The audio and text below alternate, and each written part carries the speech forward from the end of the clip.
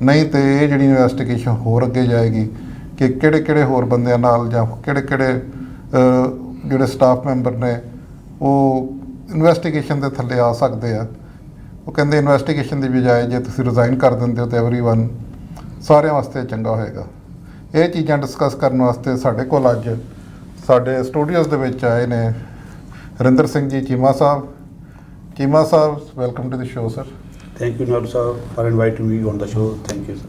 चीमा साहब एक वकील ਹੁੰਦਿਆਂ ਹੋਇਆਂ भी एक पॉलिटिशियन भी हैगे आ, इस करके ਅਸੀਂ ਇਹਨਾਂ ਦੇ ਜਿਹੜਾ ਨਜ਼ਰੀਆ ਉਹਦੀ ਵੈਲਿਊ ਰੱਖਦੇ ਹਾਂ। Thank you. ਸਾਡੇ ਨਾਲ ਆਏ ਨੇ ਜੋਤਵਿੰਦਰ ਸਿੰਘ ਸੋਢੀ ਜੀ। ਸੋਢੀ ਜੀ ਇੰਜੀਨੀਅਰ ਹੁੰਦਿਆਂ ਆ ਵੀ ਪੋਲੀਟਿਕਸ 'ਚ ਬੜੇ ਗਹਿਰੀ ਨਿਗਾਹ ਰੱਖਦੇ ਨੇ, ਬੜੇ ਚਿਰਾਂ ਤੋਂ ਜੁੜੇ ਹੋਏ ਆ, ਪਹਿਲੋਂ ਐਜੂਟੇਸ਼ਨਲ ਪੋਲੀਟਿਕਸ ਦੇ ਵਿੱਚ ਅਤੇ ਅੱਜ ਕੱਲ੍ਹ ਮੇਨ ਸਟਰੀਮ ਪੋਲੀਟਿਕਸ ਦੇ ਵਿੱਚ, ਕਿਉਂਕਿ ਪਿਛਲੀ ਵਾਰ ਦੋ ਤਿੰਨ ਸਾਲਾਂ ਤੋਂ ਇਲੈਕਸ਼ਨ 'ਚ ਪਾਰਟੀਸਪੇਟ ਕਰਦੇ ਪਏ ਆ। ਸੋ ਉਮੀਦ ਆ ਕਿ ਅਗਲੀ ਵਾਰੀ ਵੀ ਇਲੈਕਸ਼ਨ 'ਚ ਪਾਰਟੀਸਪੇਟ ਕਰਾਂਗੇ। ਸੋਢੀ ਸਾਹਿਬ ਜੀ ਬਹੁਤ ਬਹੁਤ ਸ਼ੁਕਰੀਆ ਸਰੋਤਿਆਂ ਦੇ ਰੂਬਰੂ ਕਰਨ ਦਾ ਅਤੇ PTN 24 ਦਾ। ਸੋਢੀ ਸਾਹਿਬ ਤੁਹਾਡੇ ਤੋਂ ਸ਼ੁਰੂ ਕਰਦੇ ਹਾਂ। ਤੁਸੀਂ ਇਹ ਦੱਸੋ ਕਿ ਜੋ ਵੀ ਇੰਟੈਗ੍ਰਿਟੀ ਕਮਿਸ਼ਨ ਦੀ ਰਿਪੋਰਟ ਆਈ ਆ, ਇਹਦਾ ਬੈਕਗਰਾਊਂਡ ਕੀ ਹੈ? ਤੁਹਾਡਾ ਬੈਕਗਰਾਊਂਡ ਸਾਡੇ ਦਰਸ਼ਕਾਂ ਨੂੰ ਦੱਸੋ। ਇਹ ਮੇਰੇ ਖਿਆਲ ਜੀ ਜਿਹੜਾ ਮੇਨ ਰੀਜ਼ਨ ਸੀ ਕਿ ਉਹ ਆਪਣਾ ਡੈਲੀਗੇਸ਼ਨ ਗਿਆ ਸੀਗਾ ਜੀ, ਟ੍ਰੇਡ ਡੈਲੀਗੇਸ਼ਨ ਗਿਆ ਸੀ ਬਰੈਂਪਟਨ ਬੋਰਡ ਆਫ ਟ੍ਰੇਡ ਦੇ ਵੱਲੋਂ।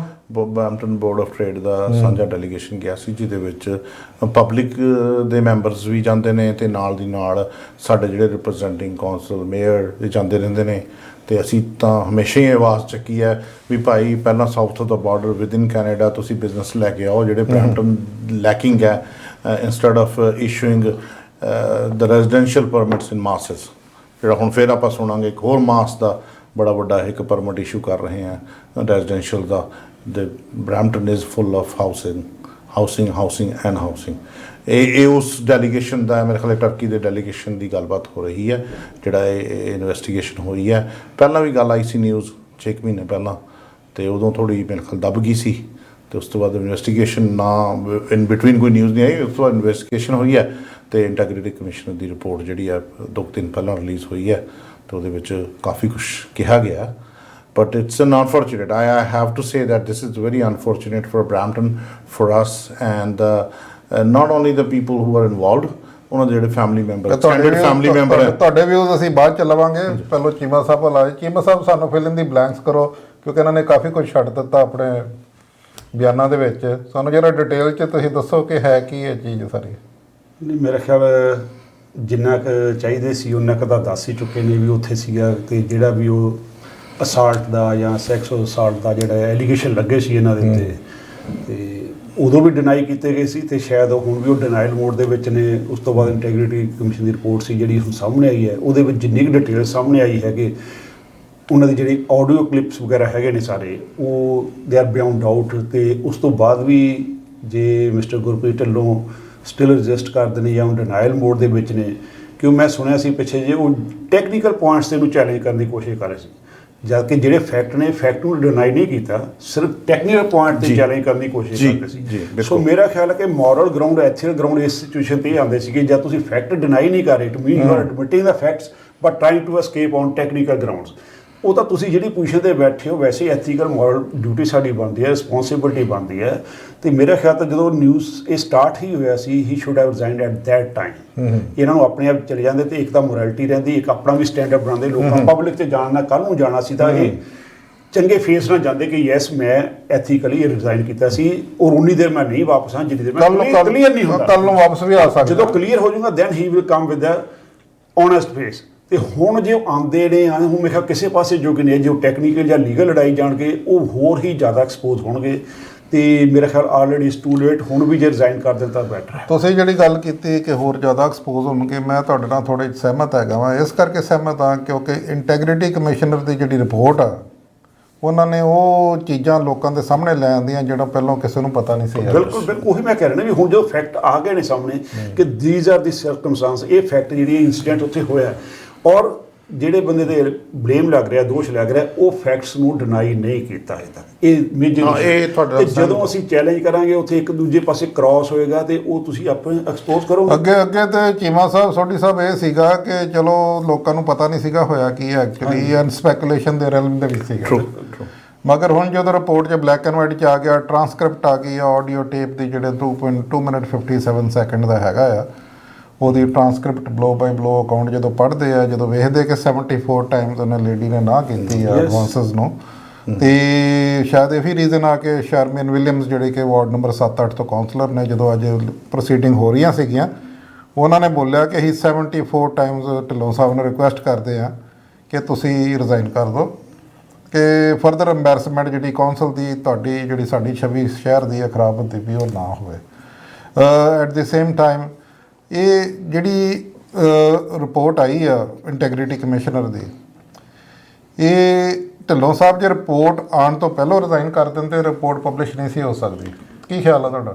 ਦੇਖੋ, ਇਹ ਟੈਕਨੀਕਲੀ ਇਸ ਇਸ਼ੂਜ਼ ਤੇ ਤਾਂ ਮੈਂ ਨਹੀਂ ਕਹਿ ਸਕਦਾ ਕੌਂਸਲ ਨੇ, ਕਿਉਂਕਿ ਜਦੋਂ ਉਹਨੇ ਰਿਪੋਰਟ ਤਿਆਰ ਕੀਤੀ ਹੈ ਪ੍ਰੈਜ਼ੈਂਟ ਤਾਂ ਕਰਨੀ ਸੀ, ਇਹ ਤਾਂ ਫਿਰ ਕੌਂਸਲ ਡਿਪੈਂਡ ਕਰਦਾ ਸੀ ਉਹਨੇ ਪਬਲਿਸ਼ ਕਰਨੀ ਨਹੀਂ ਕਰਨੀ, ਪਰ ਸਟਿਲ ਕੋਈ ਨਾ ਕੋਈ ਮੋਰਲ ਅਥਾਰਟੀ ਇਹਨਾਂ ਕੋਲ ਹੋਣੀ ਸੀ ਕਿ ਮੈਂ ਉਸ ਤੋਂ ਪਹਿਲਾਂ ਰਿਜ਼ਾਈਨ ਕਰ ਦਿੱਤਾ ਤੇ ਕੁਝ ਨਾ ਕੁਝ ਬਲੇਮ ਲਿਆ ਕਿ ਵੀ ਜਿੰਨੀ ਦੇਰ ਮੈਂ ਕਲੀਅਰ ਨਹੀਂ ਹੁੰਦਾ ਸਾਰੇ ਇਸ਼ੂ ਤੋਂ, ਮੈਂ ਉਨੀ ਦੇਰ ਪੋਜੀਸ਼ਨ ਤੇ ਕੰਮ ਨਹੀਂ ਕਰਾਂਗਾ, ਤੇ that wood have been in the interest of all.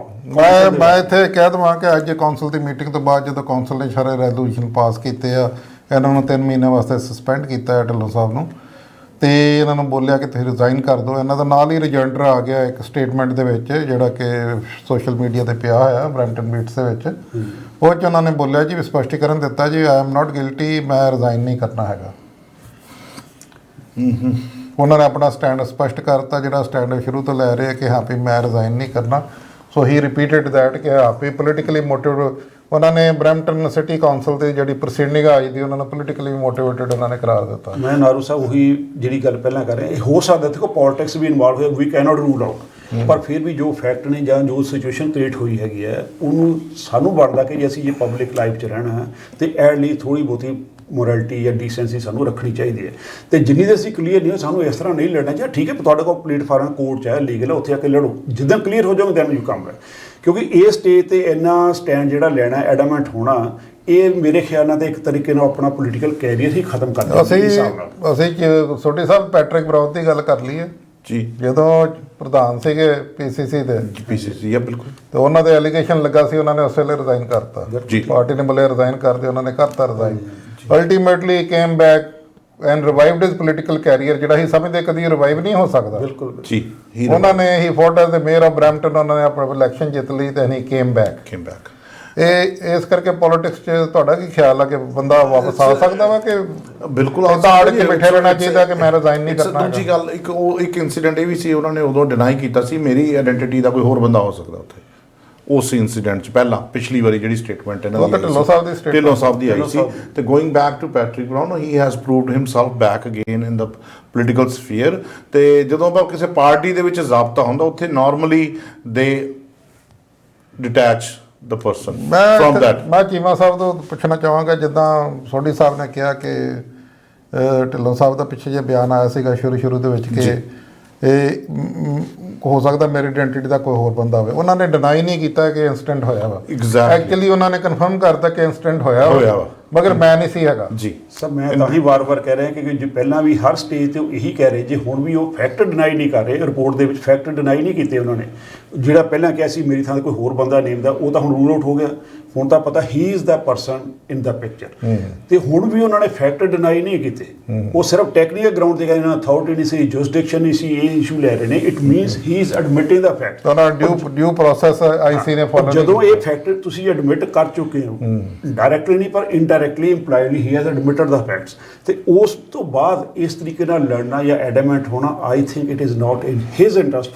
ਸਭ ਤੋਂ ਪਹਿਲਾਂ ਤਾਂ ਉਹਨਾਂ ਦੇ ਆਪਣੇ ਇੰਟਰਸਟ ਨੂੰ ਖਰਾਬ ਕਰ ਰਹੇ ਨੇ, ਕਿਉਂਕਿ ਜਦੋਂ ਇਹ ਜਾਣਾ ਹੈ, ਤੇ ਮੈਂ ਜੱਜ ਨਹੀਂ ਹੈਗਾ ਕਿ ਮੈਂ ਵਰਡਿਕਟ ਦੇਤਾ, ਪਰ ਜੋ ਸਰਕਮਸਟਾਂਸਸ ਨੇ, ਜੋ ਐਵੀਡੈਂਸ ਸਾਹਮਣੇ ਹੈ, ਉਸ ਤੋਂ ਲੱਗਦਾ ਹੈ ਕਿ ਹੀ ਕੈਨ ਨਾਟ ਐਸਕੇਪ। ਇਹ ਪ੍ਰੋਬੇਬਿਲਿਟੀ ਮੈਂ ਸਿਰਫ ਕਹਾਂਗਾ, ਮੈਂ ਰੂਲ ਆਊਟ ਨਹੀਂ ਕਰਾਂ, ਰੂਲਿੰਗ ਨਹੀਂ ਦੇਵਾਂਗਾ, ਪ੍ਰੋਬੇਬਿਲਿਟੀ ਦਾ। ਤੇ ਇਹ ਸਟੇਜ ਦੇ ਜਦੋਂ ਉਹਨਾਂ ਨੂੰ ਪਤਾ ਹੈ, ਪਹਿਲੀ ਦੂਜੀ ਗੱਲ ਜੋ ਫੈਕਟ ਡਿਨਾਈ ਕਰਦੇ, and he is the person who knows the fact more than anybody else. ਤੇ ਜਦੋਂ ਉਹਨੂੰ ਪਤਾ ਫੈਕਟ ਹੈ, ਔਰ ਇਹ ਵੀ ਪਤਾ ਕਿ ਹੁਣ ਸਾਹਮਣੇ ਆ ਗਏ ਨੇ, ਤੇ Y he is taking stand, ਮੇਰੇ ਖਿਆਲ ਨਾਲ ਤੇ ਬਹੁਤ ਗਲਤ ਹੈ। ਇਹ ਜਿਨ੍ਹਾਂ ਨੂੰ ਅੱਗੇ ਲਿਜਾਣੇ, ਉਹਨਾਂ ਨੂੰ ਸ਼ਰਮਿੰਦਗੀ ਦਾ ਅਹਿਸਾਸ ਸਾਹਮਣਾ ਕਰਨਾ ਪਏਗਾ। ਇਹ ਜਿਹੜਾ ਚੀਜ਼ ਆ, ਜਿਹੜਾ ਉਹਨਾਂ ਦੇ ਪਹਿਲੇ ਬਿਆਨ ਸੀਗੇ ਕਿ ਹਾਂ ਵੀ ਮੈਂ ਨਹੀਂ ਹੈਗਾ, ਕੋਈ ਹੋਰ ਹੈਗਾ, ਇਹ ਕਿਤੇ ਨਾ ਕਿਤੇ ਪੰਜਾਬ ਪੁਲਿਸ ਦੀ ਬੈਕਗਰਾਊਂਡ ਜਾਂ ਕੋਈ ਐਡਵਾਈਸ ਨਹੀਂ ਲੱਗਦੀ ਕਿ ਹਾਂ ਵੀ ਉਹ ਪੰਜਾਬ 'ਚ ਇੱਦਾਂ ਹੁੰਦਾ ਤਾਂ ਕਿ FIR ਉੱਥੇ ਰਹਿ ਜਾਂਦੀ ਆ, ਉਹ 'ਚ ਬੰਦੇ ਕੱਢ ਲੈਂਦੇ, ਨਵੇਂ ਬੰਦੇ ਪਾ ਦਿੰਦੇ। It just the same old trick. ਉਹ ਚੀਜ਼ ਹੁੰਦੀ ਨਾ, ਫਿਰ ਡਿਪੈਂਡ ਕਰਦਾ ਤੁਹਾਡੇ ਆਲੇ ਦੁਆਲੇ ਤੁਹਾਡਾ ਕੌਨਫੀਡੈਂਸ ਸਰਕਲ ਕਿਹੜਾ, ਤੁਹਾਡੇ ਐਡਵਾਈਜ਼ਰ ਕਿਹੜੇ ਹੈ। ਕਿ ਜਿਨ੍ਹਾਂ ਨੂੰ ਪਤਾ ਨਹੀਂ ਹੁੰਦਾ, ਕਿਸੇ ਵੀ ਲਾ ਦੀ ABC ਨਹੀਂ ਪਤਾ, ਉਹ ਵੀ ਐਡਵਾਈਸ ਆਪਣੀ ਦੇ ਚਾਹੋ, ਕਿਉਂਕਿ ਲਾਅ ਕੈਨੇਡਾ 'ਚ ਹੋਰ ਆ, ਇੰਡੀਆ 'ਚ ਹੋਰ ਆ। ਉਹ ਤੁਸੀਂ ਪੰਜਾਬ ਦੇ ਹਿਸਾਬ ਨਾਲ ਕਹਿੰਦਾ ਜਿਹੜਾ ਬੰਦਾ ਉਹੋ ਜਿਹਾ ਐਡਵਾਈਜ਼ਰ ਨੇੜੇ ਹੋਣਾ, ਉਹਨੇ ਆਹ ਸਲਾਹ ਦੇਤੀ, ਨਹੀਂ ਕੋਈ ਗੱਲ ਨਹੀਂ ਇੱਦਾਂ ਹੋ ਜੂ ਇੱਦਾਂ। ਮਤਲਬ ਕਿ ਸਾਡੇ ਕੋਲ ਕਈ ਵਾਰੀ ਆਉਂਦੇ ਨੇ ਕਲਾਇੰਟ। ਵੇਖੋ ਇੱਕ ਪੋਲੀਟੀਸ਼ੀਅਨ ਆ, 6 ਸਾਲ ਹੋ ਗਏ ਢਿੱਲੋਂ ਸਾਹਿਬ ਨੂੰ ਪਬਲਿਕ ਲਾਈਫ ਦੇ ਵਿੱਚ। ਬਾਕੀ ਉਹ ਇੱਥੇ ਰਹੇ, ਸਭ ਕੁਝ ਹੈ। ਠੀਕ ਹੈ ਨਾ, ਇੱਥੋਂ ਦੇ ਜੰਪਲ ਨੇ, ਇੱਥੋਂ ਦੇ ਪੜ੍ਹੇ ਲਿਖੇ ਨੇ। ਜਦੋਂ ਉਹਨਾਂ ਨੇ ਪਿਛਲੀ ਇਲੈਕਸ਼ਨ ਲੜੀ ਸੀਗੀ, ਇਹ ਵੀ ਮੁੱਦਾ ਸਾਹਮਣੇ ਹੋ ਕੇ ਆਇਆ ਸੀਗਾ ਕਿ ਜਿਹੜਾ ਬੱਚਾ ਇੱਥੇ ਜੰਮਿਆ ਪਲਿਆ, ਇੱਥੇ ਪੜ੍ਹਾਈ ਕੀਤੀ ਸਕੂਲਾਂ ਤੇ ਕਾਲਜਾਂ ਦੇ ਵਿੱਚ, ਰਾਈਟ, ਤੇ he is more qualified for public office than a person who is educated outside to Canada, ਜੋ ਨਵੇਂ ਇਮੀਗ੍ਰੈਂਟ ਹੋ ਕੇ ਆਇਆ। ਦੀ ਗੱਲ ਹੋਈ ਸੀ, ਤੁਹਾਡਾ ਐਡ ਕਰਦਾ ਮੈਂ, ਐਥਿਕਸ ਦੀ ਗੱਲ ਹੋਈ ਸੀ। ਉਹਨਾਂ ਦੇ ਬਹੁਤ ਐਥਿਕਸ ਹੁੰਦੇ ਆ ਜਿਹੜੇ ਉੱਥੇ ਮੈਨੂਪੂਲੇਟਡ ਜੇ ਲੋਕ ਹੁੰਦੇ ਨੇ ਜਿਹੜੇ। It's not a point, it's all ਕਿਹੜਾ ਬੰਦਾ ਕਿੰਨੇ ਐਥਿਕਸ ਤੇ ਫੋਲੋ ਕਰਦਾ ਰਹਿੰਦਾ, ਉਸ ਐਥਿਕਸ ਤੇ ਉਹਨਾਂ ਵੈਲਿਊਜ਼ ਤੇ ਜਾਂ ਨਹੀਂ ਰਹਿੰਦਾ। ਪਹਿਲਾਂ ਐਥਿਕਸ ਦੀ ਗੱਲ ਆਈ ਹੈ, ਪਹਿਲਾਂ ਗਰੇਵਾਲ ਸਾਹਿਬ ਦਾ ਕਾਂਡ ਹੋ ਗਿਆ। He was also born and brought up here, he was well educated too, and he was the peak of his political career when he fell. ਇੱਥੇ ਮੈਂ ਮੁੜ ਕੇ ਹੁਣ ਢਿੱਲੋਂ ਸਾਹਿਬ ਦੀ ਵਾਰੀ ਆ ਗਈ ਹੈ। ਨਾਲ ਸਾਹਿਬ ਥੋੜੀ ਸਾਹਿਬ ਨੇ ਇਹੀ ਗੱਲ ਕੀਤੀ ਹੈ, ਪਰ ਮੈਂ ਨਹੀਂ ਚਾਹੁੰਦਾ ਕਿ ਜਿਹੜਾ ਇੱਥੇ ਦਾ ਬ੍ਰੌਟ ਅਪ ਹੈ, ਰੇਜ਼ਡ ਹੈਗਾ, ਉਹ ਦੂਜੇ ਨਾਲ ਕੋਈ ਬੈਟਰ ਪੋਜੀਸ਼ਨ 'ਚ ਹੈ। ਮੈਂ ਲਾਸਟ ਇਲੈਕਸ਼ਨ 'ਚ ਵੀ ਕਿਸੇ ਕੈਂਡੀਡੇਟ ਨੂੰ ਕੰਟਰਾਡਿਕਟ ਕੀਤਾ ਸੀਗਾ। ਐਵਰੀਬਡੀ ਇਜ਼ ਇਕੁਅਲੀ ਕੈਪੇਬਲ, ਜਿੱਥੇ ਤੱਕ ਉਹਦੇ ਕੋਲ ਪੋਟੈਂਸ਼ੀਅਲ ਹੈਗੀ, ਮੈਰਿਟ ਹੈਗੀ ਹੈ, it doesn't make any difference, ਠੀਕ ਹੈ। ਪਰ ਕਿਉਂਕਿ ਤੁਸੀਂ ਉਹ ਪੰਜਾਬ ਵਾਲਾ ਐਲੀਮੈਂਟ ਲਿਆਂਦਾ ਸੀ, ਤਾਂ ਕਰਕੇ ਮੈਂ ਉਸ ਐਂਗਲ ਤੋਂ ਗੱਲ ਕੀਤੀ ਸੀਗੀ ਕਿ ਜਿਹੜਾ ਬੰਦਾ ਕੈਨੇਡੀਅਨ, ਉਹਨੂੰ ਕੈਨੇਡੀਅਨ ਲਾ ਦਾ ਪਤਾ, ਉਹਨੂੰ ਤਾਂ ਇੰਡੀਅਨ ਪੰਜਾਬੀ ਲਾ ਦਾ ਪਤਾ ਹੀ ਨਹੀਂ ਹੋਣਾ। ਔਰ ਦੂਸਰੀ ਗੱਲ, ਜਿਹੜੇ ਬੰਦੇ ਨੇ ਵੀ ਇਹ ਐਡਵਾਈਸ ਦਿੱਤੀ ਹੋਊਗੀ ਇਸ ਤਰੀਕੇ ਦੇ ਲਈ ਵੀ ਲੈਣ ਦੀ, ਹੀ ਮਾਈਟ ਵੀ ਲੇ, ਮੈਂ ਉਹਨੂੰ ਲਾ ਦਾ ਕੁਛ ਨਹੀਂ ਪਤਾ, ਕਿਉਂਕਿ ਐਟਲੀਸਟ ਜੇ ਕੋਈ ਕਾਉਂਸਲ ਹੋਵੇ, ਹੀ ਔਰ ਸ਼ੀ ਵਿਲ ਨੈਵਰ ਗਿਵ ਸੱਚ ਐਡਵਾਈਸ। ਕਿਉਂਕਿ ਸਾਡੇ ਕੋਲ ਵੀ ਕਈ ਵਾਰੀ ਕ੍ਰਿਮੀਨਲ ਕੇਸ ਆਉਂਦੇ, ਉਹ ਸਾਨੂੰ ਆਹ ਬਹਾਨਾ ਐਲਾਨ ਗਿਆ, ਉਹਨਾਂ ਨੂੰ ਕਹਿੰਦੇ ਨੋ, ਗਿਵ ਅਸ ਦਾ ਸਟੇਟ ਫੈਕਟਸ। ਉਹਦਾ ਬਹਾਨਾ ਨਹੀਂ, ਹਾਂ ਉਹਦੇ ਵਿੱਚੋਂ ਕੋਈ ਟੈਕਨੀਕਲ ਗਰਾਊਂਡ ਤੇ ਜਾਂ ਵੱਜਦੇ, ਉਹ ਵੱਖਰੀ ਗੱਲ ਕੀ ਹੈ, ਪਰ ਫੈਕਟ ਡਿਨਾਈ ਨਹੀਂ ਕਰ ਸਕਦੇ। ਫੈਕਟ ਦੇ ਹਿਸਾਬ ਨਾਲ ਤੁਹਾਨੂੰ ਚੱਲਣਾ ਪੈਣਾ। ਲੀਗਲੀ ਵੀ ਜੀ ਨਹੀਂ, ਬਿਲਕੁਲ ਪੈਟਰਿਕ ਬਰਾਊਨ ਨਹੀਂ ਤੁਹਾਡੇ go back to that question, he survived, he become a mayor Brampton ਤੋਂ, ਤੇ ethically he resigned from the PC party, ਠੀਕ ਹੈ ਨਾ। ਉਦੋਂ PC party almost winnable position ਤੇ ਬੈਠੀ ਸੀ ਤੇ he could be a premier. But having said that, ਜਦੋਂ ਐਲੀਗੇਸ਼ਨ ਆਏ ਆ, ਜਦੋਂ ਐਕੁਜ਼ੀਸ਼ਨਸ ਲੱਗਦੀਆਂ ਨੇ, ਤੁਹਾਨੂੰ ਇੱਕ ਤੁਸੀਂ ਪਬਲਿਕ ਡੋਮੇਨ ਦੇ ਵਿੱਚ ਰਹਿਣਾ, ਤੁਹਾਨੇ ਪਬਲਿਕ ਆਫਿਸ ਚਲਾਉਣਾ, ਤੁਹਾਡੇ ਨਾਲ ਹਜ਼ਾਰਾਂ ਲੋਕਾਂ ਨੇ ਇੰਟਰੈਕਸ਼ਨ ਕਰਨੀ ਹੈ। ਇਹ ਜ਼ਰੂਰੀ ਹੈ ਕਿ ਆਪਾਂ ਆਪਣੀਆਂ ਵੈਲਿਊਜ਼ ਨੂੰ ਜਿਹੜੀਆਂ ਹੈਗੀਆਂ, ਜਾਂ ਜਿਹੜੇ ਐਥੀਕਲ ਵੈਲਿਊਜ਼, ਜਿਹੜੇ ਕੈਨੇਡੀਅਨ ਵੈਲਿਊਜ਼ ਆ, ਉਹਦੀ ਮਦਦ ਨਜ਼ਰ ਰੱਖੀਏ ਤੇ ਉਹਨਾਂ ਨੂੰ ਫੋਲੋ ਕਰੀਏ। ਇੱਕ ਹੋਰ ਲਿਬਰਲ ਪਾਰਟੀ ਦਾ ਮੈਂਬਰ ਪਾਰਲੀਮੈਂਟ ਸੀਗਾ ਇੱਥੋਂ ਦਾ, ਕੀ ਨਾਮ ਦਾ, ਰੀਸੈਂਟਲੀ ਉਹਦੇ ਤੇ ਵੀ ਇਦਾਂ ਹੀ ਉਹ ਸਕੈਂਡਲ ਜਿਹਾ ਉਹਦਾ ਹੋਇਆ ਸੀ। ਆਨਲਾਈਨ ਉਹਨੇ ਆਪਣੀ ਨਿਊਡ ਫੋਟੋਆਂ ਸ਼ੇਅਰ ਕਰ ਲਈਆਂ ਕਿਸੇ ਨਾਲ, ਉਹਨਾਂ ਨੂੰ ਟਰੈਪ ਕਰ ਲਿਆ ਅਗਲੇ ਨੇ ਜੀ, ਤੇ ਮੁੜ ਕੇ ਉਹਨੂੰ ਪੈਸੇ ਮੰਗੇ, ਉਹ 1-2 ਵਾਰੀ ਦਿੱਤੇ ਵੀ ਆ, ਮੁੜ ਕੇ ਉਹਨਾਂ ਨੇ ਹੋਰ ਮੰਗੇ, ਫਿਰ ਉਹਨੇ RCMP ਨੂੰ ਕੰਟੈਕਟ ਕੀਤਾ, ਮਗਰ ਜਦੋਂ ਸਕੈਂਡਲ ਬਾਹਰ ਆਇਆ, he immediately resign from the caucus and the MP position. Exactly, ਮੈਂ ਤਾਂ ਹੀ ਕਹਿ ਰਿਹਾ ਸੀ, ਜਿਹੜੇ ਪੋਲੀਟੀਕਲ ਸਫੀਅਰ ਦੇ ਵਿੱਚ, ਚਾਹੇ ਪ੍ਰੋਵਿੰਸ਼ੀਅਲ ਗਵਰਨਮੈਂਟ ਆ, ਚਾਹੇ ਕਿਸੇ ਦੀ ਪਾਰਟੀ ਹੈ, ਪਾਰਟੀ ਲੈਵਲ ਦੇ ਉੱਤੇ ਇਹ ਚੀਜ਼ਾਂ they don't tolerate at all. ਤੇ ਲੋਕਾਂ ਦੀ ਜਿਹੜੀ ਮੈਮਰੀ ਬੜੀ ਸ਼ਾਰਟ ਹੁੰਦੀ ਹੈ। ਅੱਜ ਉਹਦਾ ਨਾਮ ਵੀ ਅਸੀਂ ਜਦੋਂ ਲੈਂਦੇ ਆ, ਅਸੀਂ ਸੋਚ ਕੇ ਲੈਣਾ ਪੈਂਦਾ ਕਿ ਹੈ ਕੌਣ ਜੀ। ਤਾਂ ਇਦਾਂ ਢਿੱਲੋਂ ਸਾਹਿਬ ਇੱਧਰ ਕੈਂਬਰਿਜ ਕਿ ਨਹੀਂ ਸ਼ਾਇਦ, ਹਾਂਜੀ ਇਦਾਂ ਹੀ ਢਿੱਲੋਂ ਸਾਹਿਬ, ਹੀ ਵਾਜ਼ ਅ ਵੈਰੀ ਸੀਨੀਅਰ ਪਾਰਟੀ, ਉਹ ਕੈਬਨਿਟ ਰੈਂਕ ਤੇ ਸੀਗਾ, ਐਂਡ ਹੀ ਵਾਜ਼ ਅਸਪਾਇਰਿੰਗ, ਹੋ ਸਕਦਾ PM ਕੱਲ ਨੂੰ ਬਣਦੇ, but he fell and he immediately resigned and went out of the public eye ਕਿ ਹਾਂ ਵੀ ਨਹੀਂ ਜੀ, ਮੈਂ ਹੁਣ ਕੰਟੀਨਿਊ ਨਹੀਂ ਕਰਨਾ।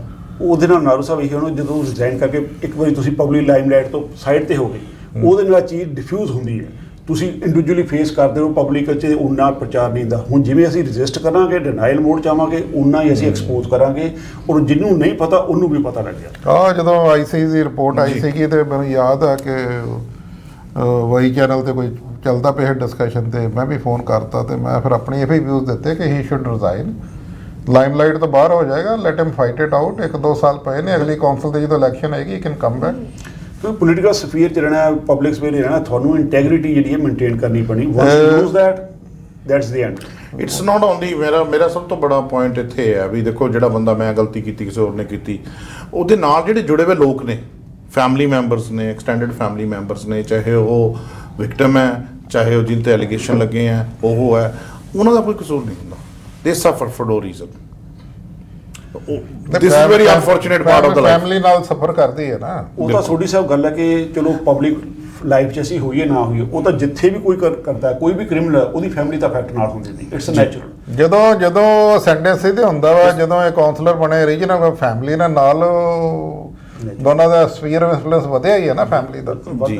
ਬੜੇ ਹੁੰਦਾ ਵੀ ਚਲੋ ਦੈਟਸ ਵਾਟ ਆਈ ਫੀਲ ਤੇ ਸੈਡ ਅਬਾਊਟ ਇਟ। ਜਦੋਂ ਡਾਊਨਫਾਲ ਆਉਂਦੀ ਹੈ ਤਾਂ ਫੈਮਿਲੀ ਨੇ ਸਫਰ ਕਰਨਾ ਹੀ ਜੋ ਵੀ ਹੋਣਾ, ਐਮਬੈਰਸਮੈਂਟ ਹੋਣੀ ਸਾਰਿਆਂ ਦੀ ਹੁੰਦੀ ਹੈ, ਪਰ ਉਹ ਘੱਟੋ ਘੱਟ ਮੇਰੇ ਖਿਆਲ ਸਿਚੁਏਸ਼ਨ ਕਈ ਵਾਰ ਆਪਾਂ ਦੇਖਦੇ ਹਾਂ, ਕਮੈਂਟ ਵੀ ਦੇ ਸੋਸ਼ਲ ਮੀਡੀਆ, ਕਈ ਲੋਕ ਅਜੇ ਵੀ ਡਿਫੈਂਡ ਕਰਦੇ, ਡਿਫੈਂਡ ਮੋਡ 'ਚ ਜਾਂਦੇ, ਜਿਹਨੇ ਆਪ ਜਿਹੜੇ ਵਿਕਟਿਮ ਉਹਨੇ ਤਾਂ ਕਰਨਾ, ਪਰ ਜਿਹੜੇ ਦੂਸਰੇ ਲੋਕ ਡਿਫੈਂਡ ਕਰਦੇ, ਆਈ ਡੋਂਟ ਨੋ ਉਹਨਾਂ ਕੋਲ ਕਿਹੜੀ ਇਹ ਬੜਾ ਵੈਲਿਡ ਕੁਐਸਚਨ ਆ। ਮੈਂ ਸੋਸ਼ਲ ਮੀਡੀਆ ਆਉਣ ਤੋਂ ਪਹਿਲਾਂ ਖੋਲ ਕੇ ਵੇਖਦਾ ਪਿਆ ਸੀਗਾ, ਇੱਕ ਬੰਦੇ ਨੇ ਸਵਾਲ ਪੁੱਛਿਆ ਕਿ ਹਾਂ ਵੀ ਜੇ ਢਿੱਲੋਂ ਸਾਹਿਬ ਦਾ ਫੇਸਬੁੱਕ ਪੇਜ ਖੋਲ ਕੇ ਵੇਖੀਏ ਤੇ ਉੱਥੇ ਉਹਦੇ ਸਪੋਰਟ 'ਚ ਕਿੰਨੇ ਬੰਦੇ ਆ ਕੇ ਖਲੋਤੇ ਹੋਏ ਆ, ਰਾਈਟ, ਕਿ ਹਾਂ ਵੀ ਇਹਨੇ ਕੋਈ ਕੰਮ ਨਹੀਂ ਗਲਤ ਕੀਤਾ, ਹੀ is beyond shadow of doubt and all that.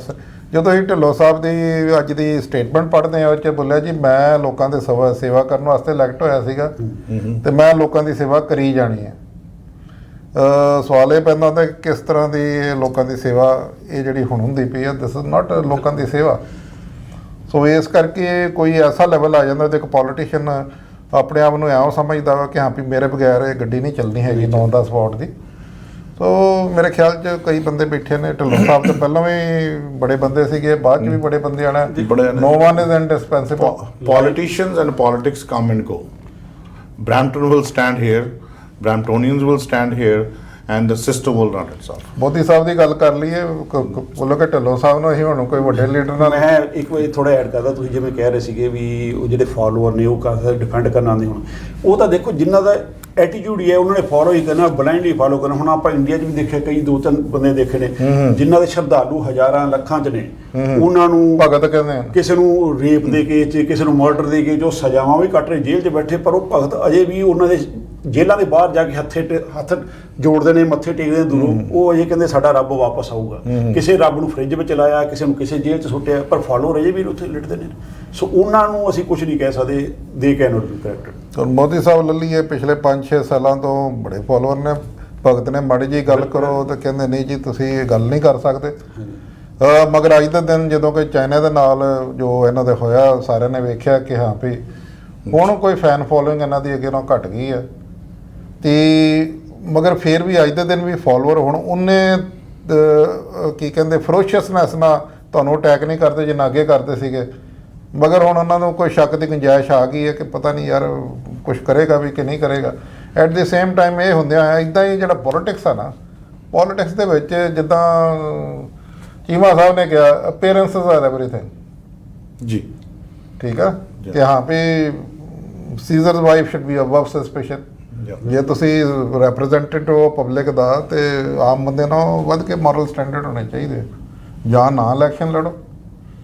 ਕਿਉਂਕਿ ਜਦੋਂ ਇਲੈਕਸ਼ਨ ਲੜਦੇ ਹੋ ਤੁਸੀਂ ਕਾਉਂਸਲਰ ਬਣਦੇ ਹੋ ਜਾਂ ਪਬਲਿਕ ਆਫਿਸ ਹੋਲਡ ਕਰਦੇ ਹੋ, MPP ਬਣਦੇ ਹੋ, ਯੂ ਆਰ ਤੁਹਾਡਾ ਤਾਂ ਪ੍ਰਾਈਵੇਟ ਲਾਈਫ ਤੇ ਖਤਮ ਹੋ ਜਾਂਦੀ ਹੈ। It is all public and public and public. India ਦੇ ਵਿੱਚ ਇੱਕ ਸੇਇੰਗ ਹੈ, ਉਹ ਕਹਿੰਦੇ ਵੀ ਜੇ ਤੁਹਾਨੂੰ ਆਪਣੇ ਪਿਛਲੀਆਂ ਜਨਰੇਸ਼ਨ ਦਾ ਦਾਦੇ ਦਾ ਹੋਰ ਤੁਹਾਨੂੰ ਫੈਮਿਲੀ ਬੈਕਗਰਾਉਂਡ ਬਾਰੇ ਜ਼ਿਆਦਾ ਨਹੀਂ ਪਤਾ ਤਾਂ ਸਰਪੰਚ ਦੀ ਇਲੈਕਸ਼ਨ ਲੜ ਲਓ। ਤੁਹਾਡੀ ਸਾਰੀਆਂ ਜਿਹੜੀਆਂ ਚੀਜ਼ਾਂ ਲੋਕ ਆਪੇ ਅੱਗੇ ਲੈ ਆਉਂਦੇ। So this is saying it worldwide. ਇਹ ਤਾਂ ਵਰਲਡ ਵਾਈਡ ਹੈ ਨਾ, ਇਹ ਵਰਲਡ ਵਾਈਡ ਹੈ। ਬਟ ਇੰਡੀਆ ਦੇ ਵਿੱਚ ਅਸੀਂ ਇਹ ਸੁਣਿਆ ਸੀ, ਕਹਿੰਦੇ ਵੀ ਜਿਹਨੂੰ ਭਾਈ ਆਪਣੇ ਪਿਛਲੇ ਪਿਛੋਕੜ ਬਾਰੇ ਜ਼ਿਆਦਾ ਨਹੀਂ ਨੌਲੇਜ, ਆਪਣੀ ਨੌਲੇਜ ਲੈਣੀ ਹੈ ਤਾਂ ਤੁਸੀਂ ਇਲੈਕਸ਼ਨ ਖੜ ਜਾਓ, ਕਿਉਂਕਿ ਚੰਗੀਆਂ ਮਾੜੀਆਂ ਚੀਜ਼ਾਂ ਸਾਰੀਆਂ ਬਾਹਰ। ਇੱਥੇ ਕੈਨੇਡਾ 'ਚ ਵੀ ਜੇ ਤੁਹਾਨੂੰ ਨਹੀਂ ਆਪਣੀ ਹਿਸਟਰੀ ਨਹੀਂ ਪਤਾ ਤਾਂ ਇਲੈਕਸ਼ਨ ਲੜੋ, ਲੋਕਾਂ ਨੇ ਦੱਸ ਦੇਣੀ ਤੁਹਾਡੀ ਆਹ ਹਿਸਟਰੀ ਸੀ ਸਾਰੀ ਸਾਹਮਣੇ ਆ ਕੇ ਰੱਖ। ਮਤਲਬ I have to say that ਕਿ ਆਪਾਂ ਨੂੰ ਜਿਹੜੀ ਆ ਪਬਲਿਕ ਲਾਈਫ ਜਿਹੜੀ ਆ ਉਹ ਥੋੜੀ ਜਿਹੀ ਜਿਹੜੀ ਤੁਸੀਂ ਗੱਲ ਕੀਤੀ, ਸਲਿਪਰੀ ਰੋਡ ਤੋਂ ਬਚ ਕੇ ਰਹਿਣਾ। ਜੇ ਕਿਸੇ ਨੇ ਪਾਣੀ ਦੀ ਬਾਲਟੀ ਰੋੜਤੀ ਤੇ ਪੈਰ ਤੁਸੀਂ ਆਪਣਾ ਬਚਾ ਕੇ ਰੱਖਣਾ, ਸਲਿਪ ਨਹੀਂ ਹੋਣਾ। You have to be careful on it. ਅਸੀਂ ਫੈਨ ਫਾਲੋਇੰਗ ਲੱਗਦਾ ਕਿ ਸ਼ਾਇਦ ਥੋੜੀ ਘਟ ਰਹੀ ਹੈ ਜਿਵੇਂ, ਜਾਂ ਉਹਨੇ ਉਤਸ਼ਾਹ ਨਾਲ ਨਹੀਂ ਕਰਦੇ ਆ ਕੇ। ਉਹ ਦੇਖੋ ਕਾਰਨ ਨੇ, ਹੁਣ 6-7 ਸਾਲ ਹੋ ਗਏ, ਉਹਦੇ ਵਿੱਚ ਤੁਸੀਂ ਕੀ ਕਿ ਜੋ ਮੇਜਰ ਇਸ਼ੂ ਲਏ ਸੀ, ਆਹ ਕਰਨਾ ਜਾਂ ਜਿਹੜੇ ਐਕਸ਼ਨ ਲਏ ਉਹ ਸਾਰੇ ਹੀ ਨੈਗੇਟਿਵ ਗਏ। ਉਹ ਕੱਲ੍ਹ ਮੈਂ ਕਾਰਟੂਨ ਦੇਖ ਰਿਹਾ ਸੀ, ਕਹਿੰਦਾ ਵੀ ਮੁੰਡੇ ਦੀ ਆਸ ਦੇ ਵਿੱਚ 5 ਕੁੜੀਆਂ ਜੰਮਤੀਆਂ ਤੇ ਵਿਕਾਸ ਅਜੇ ਵੀ ਨਹੀਂ ਆਇਆ। ਉਹ 5 ਮੰਦੀ ਨੋਟਬੰਦੀ ਤੇ ਥੋੜੇ ਤਾਂ 5 ਨਾਂ ਗਿਣਾਏ ਹੋਏ ਸੀ, ਵਿਕਾਸ ਅਜੇ ਵੀ ਪੈਦਾ ਨਹੀਂ ਹੋਇਆ। ਠੀਕ ਹੈ। ਦੂਸਰੀ ਗੱਲ ਹੈ, ਹੁਣ ਸਟਾਰਟਿੰਗ ਤੋਂ ਲੈ ਕੇ ਅੰਤ ਤੱਕ ਲੇਟੈਸਟ ਨਿਊਜ਼ ਜਿਹੜੀ ਕੱਲ੍ਹ ਦੀ ਹੈ ਉਹਦੇ ਹਿਸਾਬ ਨਾਲ ਦੇਖਦਾ, ਹਰ ਗੱਲ ਤੇ ਝੂਠ, ਹਰ ਗੱਲ ਤੋਂ ਆਂਟੀ ਜਿਹੜੇ ਬੰਦੇ ਨੂੰ ਨੌਲੇਜ ਨਹੀਂ, ਜਿਹੜਾ ਪੜ੍ਹਿਆ ਲਿਖਿਆ ਨਹੀਂ, ਮੈਂ ਤਾਂ ਇਹ ਕਹੂੰਗਾ ਸ਼ਾਇਦ ਸਾਫ਼ ਕਹੂੰਗਾ, ਕਿਸੇ ਚੀਜ਼ ਦੀ ਨਾ ਉਹਨੂੰ ਇਕਨੋਮਿਕਸ ਨਾ ਹਿਸਟਰੀ ਕਿਸੇ ਚੀਜ਼ ਦਾ ਪਤਾ ਨਹੀਂ, ਔਰ ਇਸ ਤਰ੍ਹਾਂ ਆ ਕੇ ਫੈਕਟ ਪੇਸ਼ ਕਰਦੇ ਨੇ ਕਿ ਜਿਵੇਂ ਉਹਨਾਂ ਤੋਂ ਵੱਧ ਕੋਈ ਪੜ੍ਹਿਆ ਨਹੀਂ ਹੈਗਾ। ਹੁਣ ਲੇਟੈਸਟ ਜਿਹੜਾ ਹੁਣ ਨੀਂਹ ਪੱਥਰ ਰੱਖਿਆ ਅਯੋਧਿਆ ਦਾ ਜਿਹੜਾ ਕੀਤਾ ਜਾ ਕੇ, ਉੱਥੇ ਕਹਤਾ ਕਿ ਗੁਰੂ ਗੋਬਿੰਦ ਸਿੰਘ ਜੀ ਨੇ ਰਾਮਾਇਣ ਲਿਖੀ ਸੀ। ਉਹ ਫਸਟ ਟਾਈਮ ਹਿਸਟਰੀ 'ਚ ਲਿਖ ਰਿਹਾ ਕਿ ਗੋਬਿੰਦ ਰਾਮਾਇਣ ਦਾ ਨਾਮ ਦਿੱਤਾ, ਗੁਰੂ ਗੋਬਿੰਦ ਸਿੰਘ ਨੇ ਰਾਮਾਇਣ ਲਿਖੀ। ਸੋ ਬੰਦਾ ਹੁਣ ਜਿਹੜੇ ਭਗਤ ਵੀ ਕਿੰਨੇ ਆ, ਕਿੰਨੀ ਕੁ ਤਰ੍ਹਾਂ ਡਿਫੈਂਡ ਕਰੂਗਾ ਵੀ ਇਹ ਦੱਸੋ ਆ ਕਿੱਥੇ ਸੀ, ਜਦੋਂ ਤੁਹਾਡੇ ਕੋਲ ਜਵਾਬ ਨਹੀਂ ਹੋਊਗਾ ਤਾਂ ਇਹ ਫੈਕਟ ਹੈ ਕਿ ਰਾਮਾਇਣ ਦੇ ਕਈ ਰੂਪ ਨੇ, ਕਈ ਹੈਗੇ ਆ, ਦੇयर ਸੋ ਮੈਨੀ ਵਰਸ਼ਨਸ ਆਫ ਰਾਮਾਇਣ, ਤੇ ਉਹਦਾ ਪਤਾ ਨਹੀਂ ਕਿ ਹਾਂ ਵੀ ਐਗਜ਼ੈਕਟ ਕਿੱਥੇ ਬਰਥ ਹੋਇਆ ਵੀ ਨਹੀਂ ਪਤਾ ਹੈਗਾ,